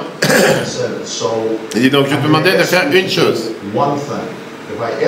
Si je te demande de faire une chose, sans précondition, est-ce que tu vas le faire? J'ai dit oui. Il dit n'importe quelle chose que tu me demandes, je promets, je vais le faire. Il m'a dit, est-ce que toi et ta femme sont d'accord d'allumer les bougies de Shabbat chaque vendredi soir quand vous êtes mariés? J'ai dit, donne, c'est fait. Et à l'époque, on n'allumait pas les bougies de Shabbat. On n'a jamais raté depuis 25 ans d'allumer les bougies de Shabbat le vendredi soir. Les enfants, quand ils ont grandi, même s'ils sont partis des écoles laïques, vendredi soir, pas le jour de Shabbat, mais vendredi soir, c'était sacro-saint. Personne sortait en boîte ou quoi que ce soit, même si les enfants étaient adolescents, il n'y avait pas de fête. J'avais tous des rendez-vous de business, j'avais des invitations de manger avec les gens, des choses importantes à faire. Mais vendredi soir, Shabbat, on était à la maison. On n'a jamais raté d'allumer les bougies. Et on restait que ce commandement simple, qui est un parmi 500 que je ne faisais pas, a gardé ma famille dans le chemin de la religion juive à travers nos vies. Shmuel Abramson works in special education. Lui, il travaille dans l'éducation spéciale, il habite à Monsey. Shmuel Abramson. C'était un étudiant au collège dans les années 70. Il a décidé de se reconnecter au judaïsme. Quand j'ai transféré en dehors de l'école, j'ai eu des intérêts de trouver le bon chemin. Une fois, je suis parti à l'Yeshiva à Cronite. Ça, c'est lui. Et la dernière fois, je regrettais, j'étais confus. Je ne savais pas à quoi ça sert, j'ai fini à la page partie à l'Yeshiva University. C'est là-bas que j'ai rencontré ma femme. Ma femme venait d'une famille orthodoxe moderne. Et donc on a commencé à se rencontrer plusieurs fois, grandir ensemble. Donc, finalement, on s'est fiancés, on a eu un rendez-vous avec le Rabbi. Je ne savais pas comment ça marchait. On m'a dit, mets ton nom sur un papier, mets le nom de ta mère, et tu donnes ça au Rabbi. Le Rabbi va te donner une bénédiction, c'est comme ça. Mais je ne voulais pas perdre l'opportunité. Certains des détails, je ne me rappelle pas exactement, mais je me rappelle qu'il a pris deux morceaux de papier. Quand je me suis dit que le secrétaire il allait prendre les papiers et les donner au Rabbi, mais j'ai écrit sur un autre papier Rabbi, je voudrais te demander quelques questions. On est rentré, le Rabbi me regarde, le Rabbi regarde sur le morceau de papier, et il me dit, tu peux demander des questions? J'ai demandé au Rabbi des questions. La première des choses que tu dois réaliser, que je viens, que de l'endroit où j'ai grandi, j'ai demandé au Rabbi, même si dans ma pensée c'est plus que j'ai essayé les expériences de drogue et d'autres drogues, j'ai demandé au Rabbi, j'ai deux questions à te demander. D'abord, est-ce que marijuana c'est un moyen légitime pour la conscience religieuse? Et la deuxième question, comment on peut être compatible, moi et ma fiancée? J'ai dit, ma vie dans le passé, c'était dans les pires cauchemars qui peuvent exister. Comment on peut avoir la compatibilité? Ma femme est d'une famille orthodoxe. La vie me regarde. Et il me dit, c'est les seules deux questions que tu as? J'ai dit oui. Il fait un grand sourire. Il nous regarde à nous deux et il dit, donc tu vas être un couple très joyeux. Quand on a vu les ça, je me suis dit, waouh, c'est magnifique, ça y est, j'ai la bénédiction. J'étais totalement calme, tranquille. C'est un sourire qui a rempli toute la chambre.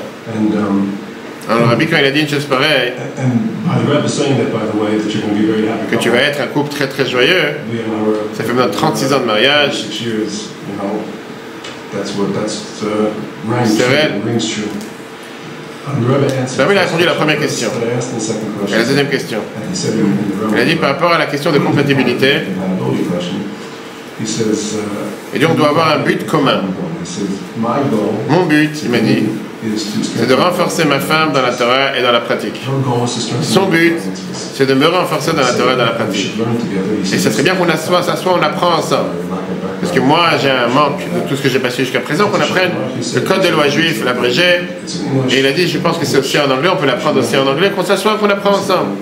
Il fait qu'on prend ce goal, ce but ensemble, de se renforcer l'un à l'autre. Et quand on a des enfants, on va leur communiquer et transmettre ce but commun de Torah, etc. à nos enfants. Et il fait automatiquement les différences, ils vont disparaître. Mrs. Rachel Fogelman and her husband have been shluchim in Worcester, Massachusetts since 1947. Madame Fogelman, je suis très bien à Rochester. Puis je parlais des groupes organisés, pas des femmes qui appartenaient à la yeshiva religieuse, en dehors de tout ce qui est l'idée religieuse. Je parlais, mais ils m'ont demandé à chaque fois de regarder, d'éditer des livres. Et quand je regardais encore une fois des nouveaux livres qui allaient sortir, j'essayais à chaque fois de ramener une touche de judaïsme, quelque chose de judaïsme à l'intérieur des livres. J'ai utilisé ces livres pour pouvoir parler de Torah, judaïsme. Mon mari et moi, on est venus voir le Rabbi. Le Rabbi nous a accueillis de manière tellement joyeuse et tellement chaleureuse. Et mon mari a mentionné au Rabbi que la semaine prochaine, je vais parler au temple, synagogue, et que j'allais parler sur la revue d'un nouveau livre qui allait sortir. C'était Le peuple choisi de Chaim Potok. Le Rabbi me regarde. Et il me regarde d'une manière que seulement le Rabbi peut regarder quelqu'un. Avec une profonde perception, avec une énorme connaissance, comme si c'est en dehors de ce monde. Il me regarde et il me dit, on va t'écouter. Après, Rabbi me dit, parle sur la pureté familiale. Là, j'étais comme si mis en retrait. Je me suis dit, j'aurais voulu parler de pureté familiale. Mais ce livre, Le peuple choisi, c'est un livre qui parle de garçons, qui parle de relations entre un père et son fils. Je me suis dit, comment je vais amener ce livre et parler dans ce livre de la pureté familiale. Mais la Bible dit, parle de pureté familiale. C'est sûr que j'allais le faire. Mais quand je suis arrivé au temple le matin-là, que je devais parler, on s'est rencontrés dans une chambre en bas, dans le temple, avec des gens qui avaient là-bas différents petits services, petits offices. Si quelqu'un devait faire Kaddish, la chambre s'est remplie très rapidement.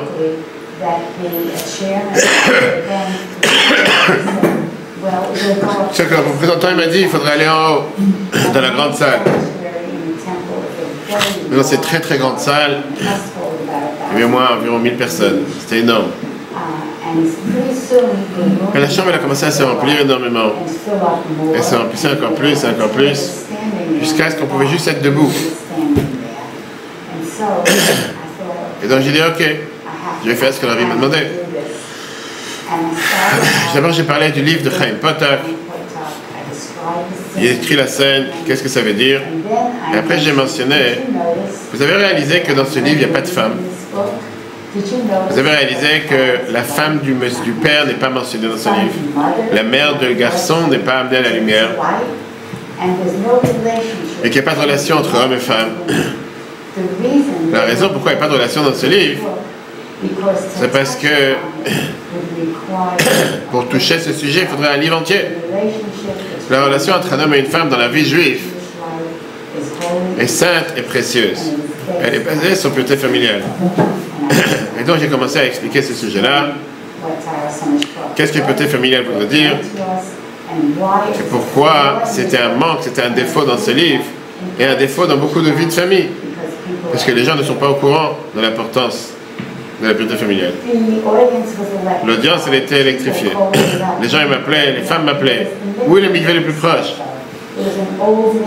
Il y avait un vieux mikvé à Eastside qui a été utilisé que par quelques femmes. C'est un vieux bâtiment. On savait qu'on avait besoin d'un nouveau bâtiment. On a commencé une nouvelle campagne pour construire un nouveau mikvé. C'est comme ça que ça a commencé. Et finalement, on a construit un mikvé à Worcester.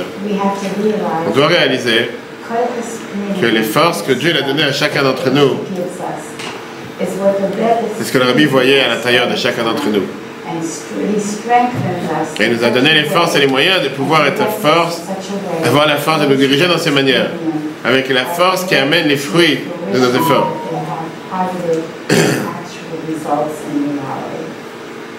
Lumière. Oui. Et là on arrive, merci. Je vais mettre en application ce que je viens de voir. Et là on va voir, chers amis, après on va répondre à la question de marijuana qu'on n'a pas répondu, que ça intéresse beaucoup de personnes ici présentes. On va voir maintenant le dernier point du cours aujourd'hui qui est, qu'est-ce qui manque? On a mentionné ça au départ, que le fait d'avoir une cohésion familiale parfois peut être au prix de l'individualité.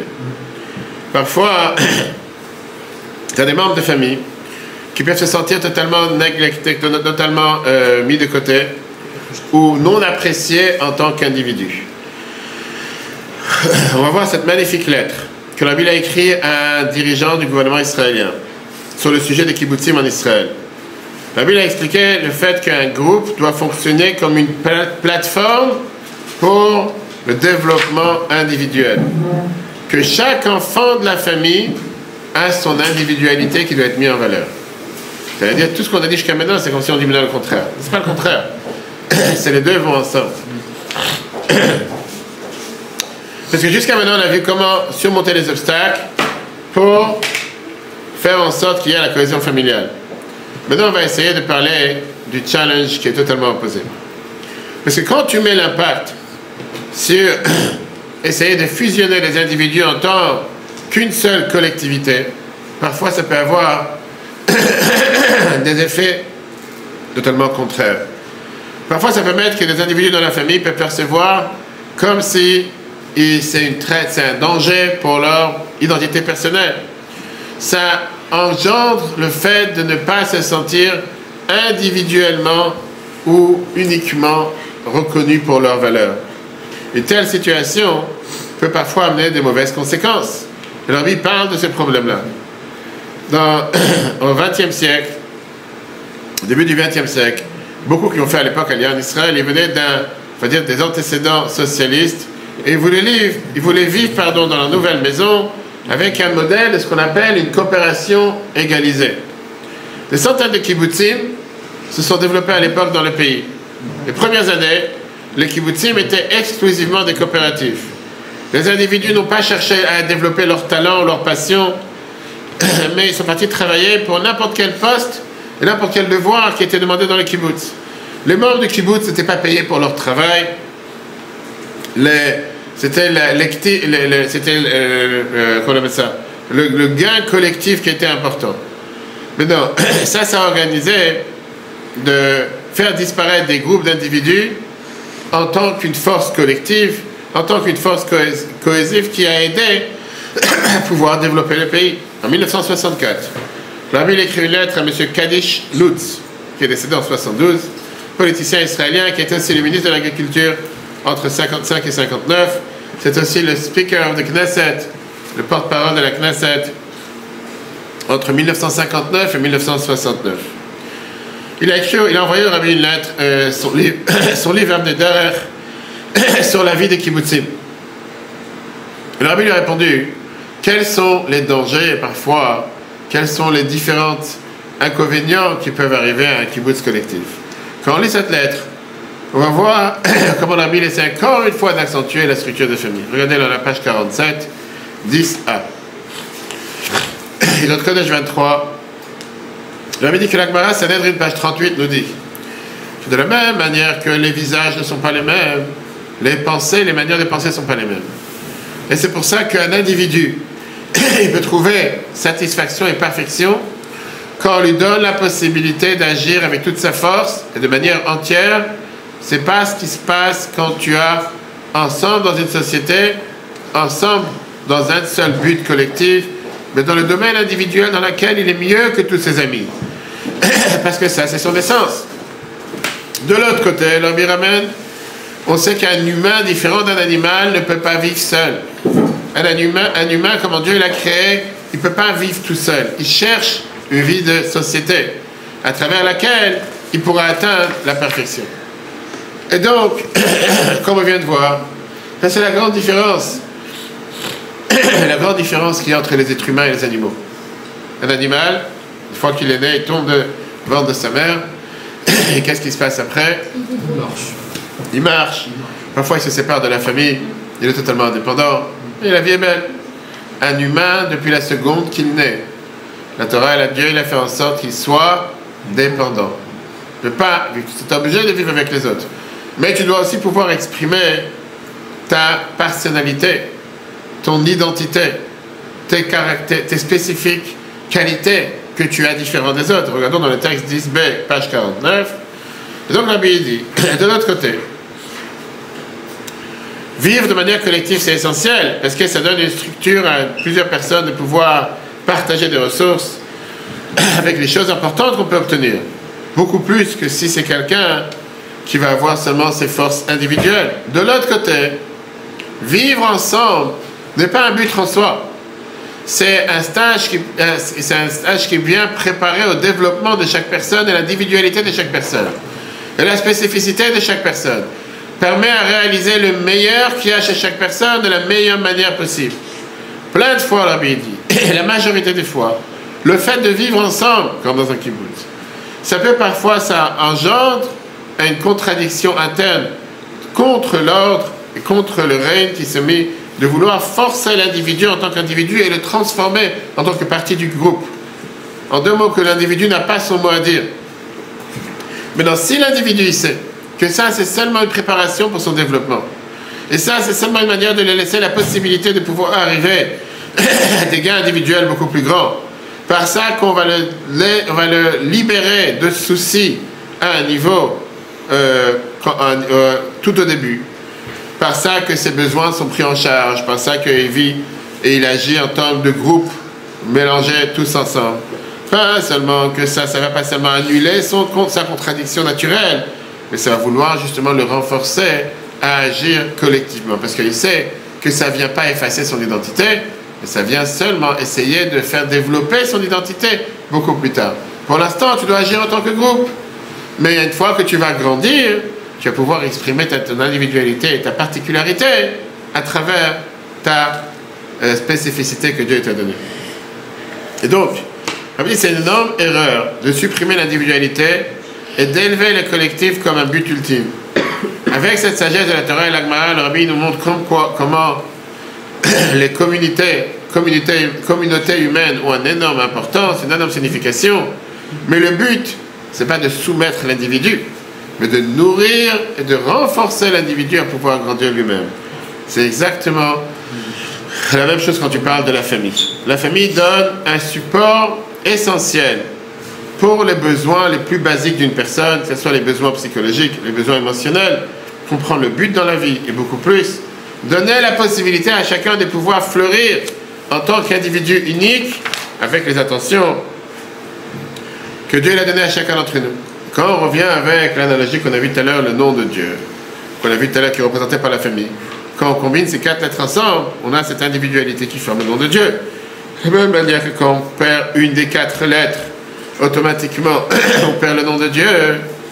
Pareil, quand on a les 4 lettres ensemble, ça fait ce bloc qui chacun avec son individualité forme le nom de Dieu qui règne dans la famille. Et quand on comprend une chose pareille, on arrête d'utiliser la famille, l'unité de la famille comme un prétexte pour étouffer l'individualité. Bien au contraire, on découvre les moyens de célébrer et de préserver la distinction de chaque membre de la famille à travers la famille, tout en reconnaissant les qualités de chacun. En reconnaissant les qualités de monsieur, de madame, et de ne pas dire non, il faut forcément compromettre. Alors lui, il a mis cette idée dans les campagnes des mitzvot qu'on a vues tout à l'heure, parce que chaque mitzvah, elle n'est pas en train de dire que c'est une mitzvah qui doit être faite en tant que famille entière, mais chaque individu de la famille. C'est pas suffisant pour que la mère, elle allume toute seule les bougies de Shabbat pour toute la famille. Depuis plus jeune âge, la petite fille doit allumer les bougies de Shabbat. Sa propre bougie compte. Et la même chose pour toutes les autres mitzvot de la famille. Regardez cette magnifique lettre que la Bible écrit aux enfants juifs en 1987, texte numéro 11, page 52. À tous les enfants juifs, partout où ils se trouvent, bénédictions et salutations. Je voudrais expliquer avec beaucoup plus de détails ma demande de chacun d'entre vous, que chaque garçon ou chaque fille, faire de sa chambre, son lit, sa table, et même plus que ça, c'est une maison de Torah, Tfila et charité. Chaque jour, apprendre dans ta chambre la Torah, faire là-bas une prière, donner la tzaka dans ta boîte de tzaka, etc. Il parle aux enfants, que chacun d'entre eux, il ait son propre siddur, son propre chumash, sa propre boîte de tzaka, et écrire dessus la fameuse phrase Hachem Haretzumloa, que tout appartient à Dieu, et si c'est possible, de l'écrire aussi sur la boîte de tzaka. Donc on a vu l'importance de construire nos maisons avec la fondation des mitzvot. Néanmoins, comme on l'a dit tout à l'heure, une dimension beaucoup plus profonde vient d'être avancée dans ces cours. C'est pas suffisant pour une famille d'avoir cette collective pour avoir les fondations de la famille. Chaque membre de famille, même les enfants, ils doivent avoir une part distinctive de cette fondation en s'exprimant de leur manière la plus claire. Regardez dans cette magnifique dernière vidéo, comme on l'a dit, il parle à chaque enfant, il parle à chaque être humain, en disant que chacun il a sa pierre à apporter à l'édifice.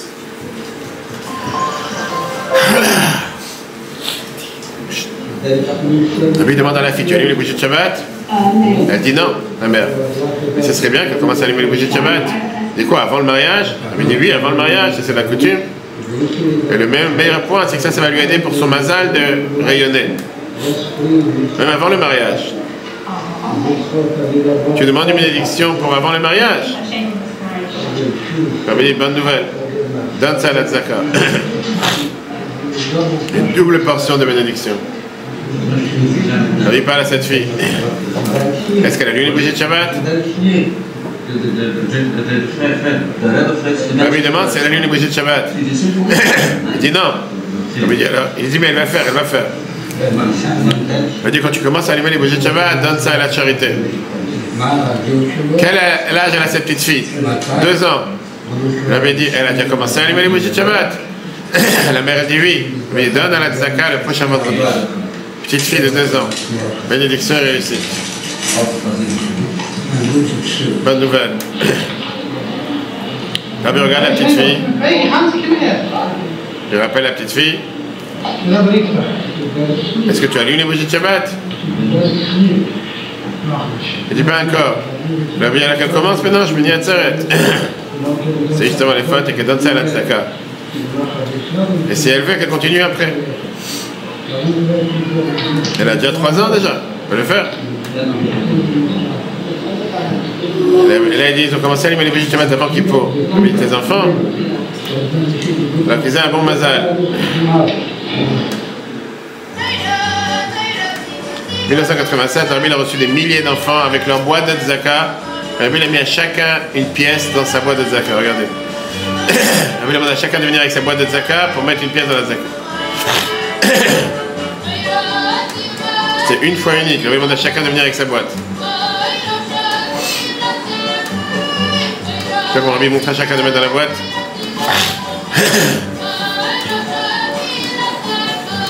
Il vous montrer comment chaque enfant a le devoir de faire ses mitzvot. Sa propre mitzvah. On va l'expliquer.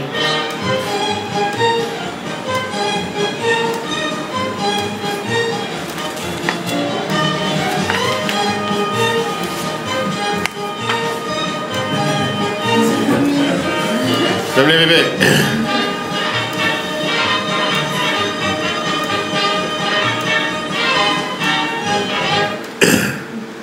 Magnifique. Lumière. Et donc,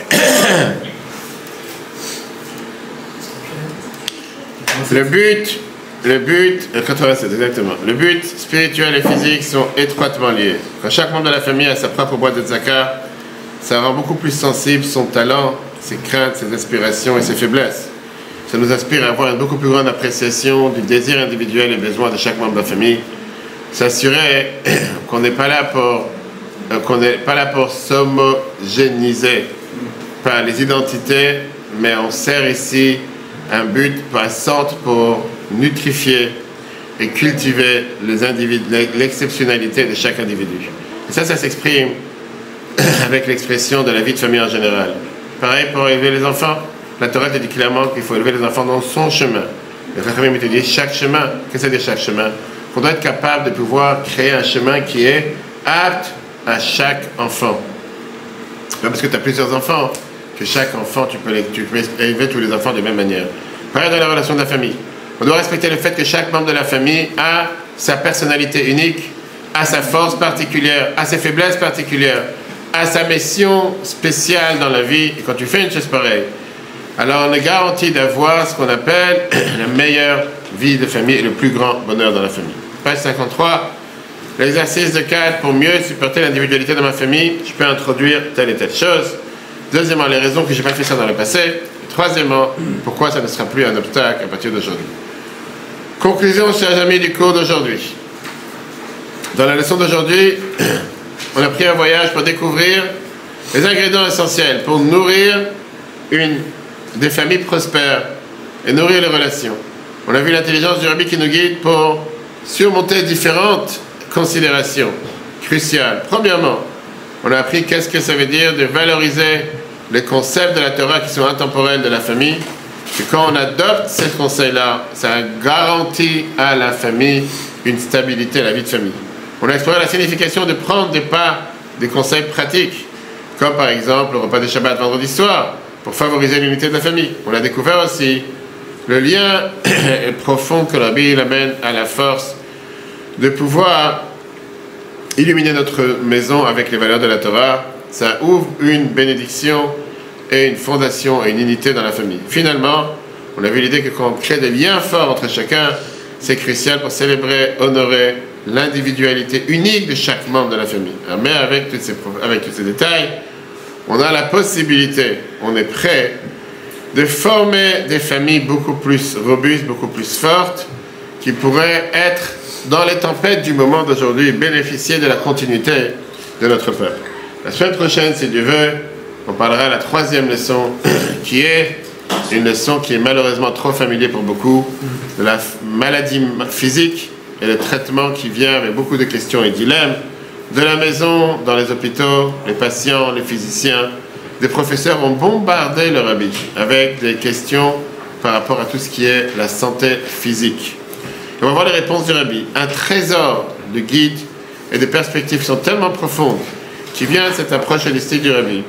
Comment la santé physique est interconnectée avec la santé émotionnelle et avec le bien-être spirituel. On va terminer, chers amis, avec la dernière vidéo du jour qui est comment on appelle ça, tout à fait. Ici, en espérant qu'elle marche.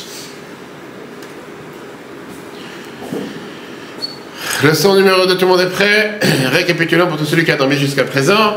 Maintenant, il peut se réveiller pour le numéro 2.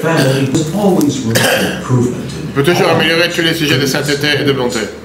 Il peut toujours améliorer les relations de la famille. 2. La Torah place une énorme importance à la vie de famille et elle valorise ses valeurs. En laissant la présence de Dieu dans la famille, on répare le monde entier. 3. Si on s'approche à la vie de famille avec une pensée de ce que j'ai besoin, on va trouver une justification d'investir beaucoup moins dans la vie de famille et donc raffaiblir les liens de famille. Alors que si on apprécie les valeurs de la Torah dans la famille, on est motivé d'investir encore plus dans la vie de famille et de la renforcer encore plus. 4. Pour renforcer la cohésion de famille, le Rabbi recommande que tous les vies de famille embrassent les traditions de la Torah en célébrant le repas de Shabbat ensemble vendredi soir. 5.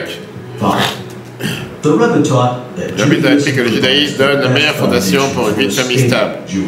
Et donc il a initié plusieurs mitzvot, mifsaïm, campagnes, en encourageant les familles juives à embrasser au moins une mitzvah. Et grâce à ça, en faire de ça une vie de famille pour la vie de tous les jours. Et 6. Vivre ensemble de manière collective, ça doit aider chaque personne à développer son individualité et son unicité. Et c'est pour ça, même quand on essaye de travailler sur la cohésion de la famille, on doit aspirer simultanément à honorer la distinction individuelle de chaque personne.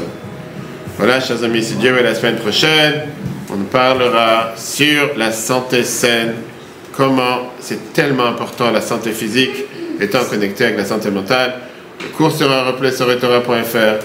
Très bonne journée à tous et si Dieu veut, à la semaine prochaine.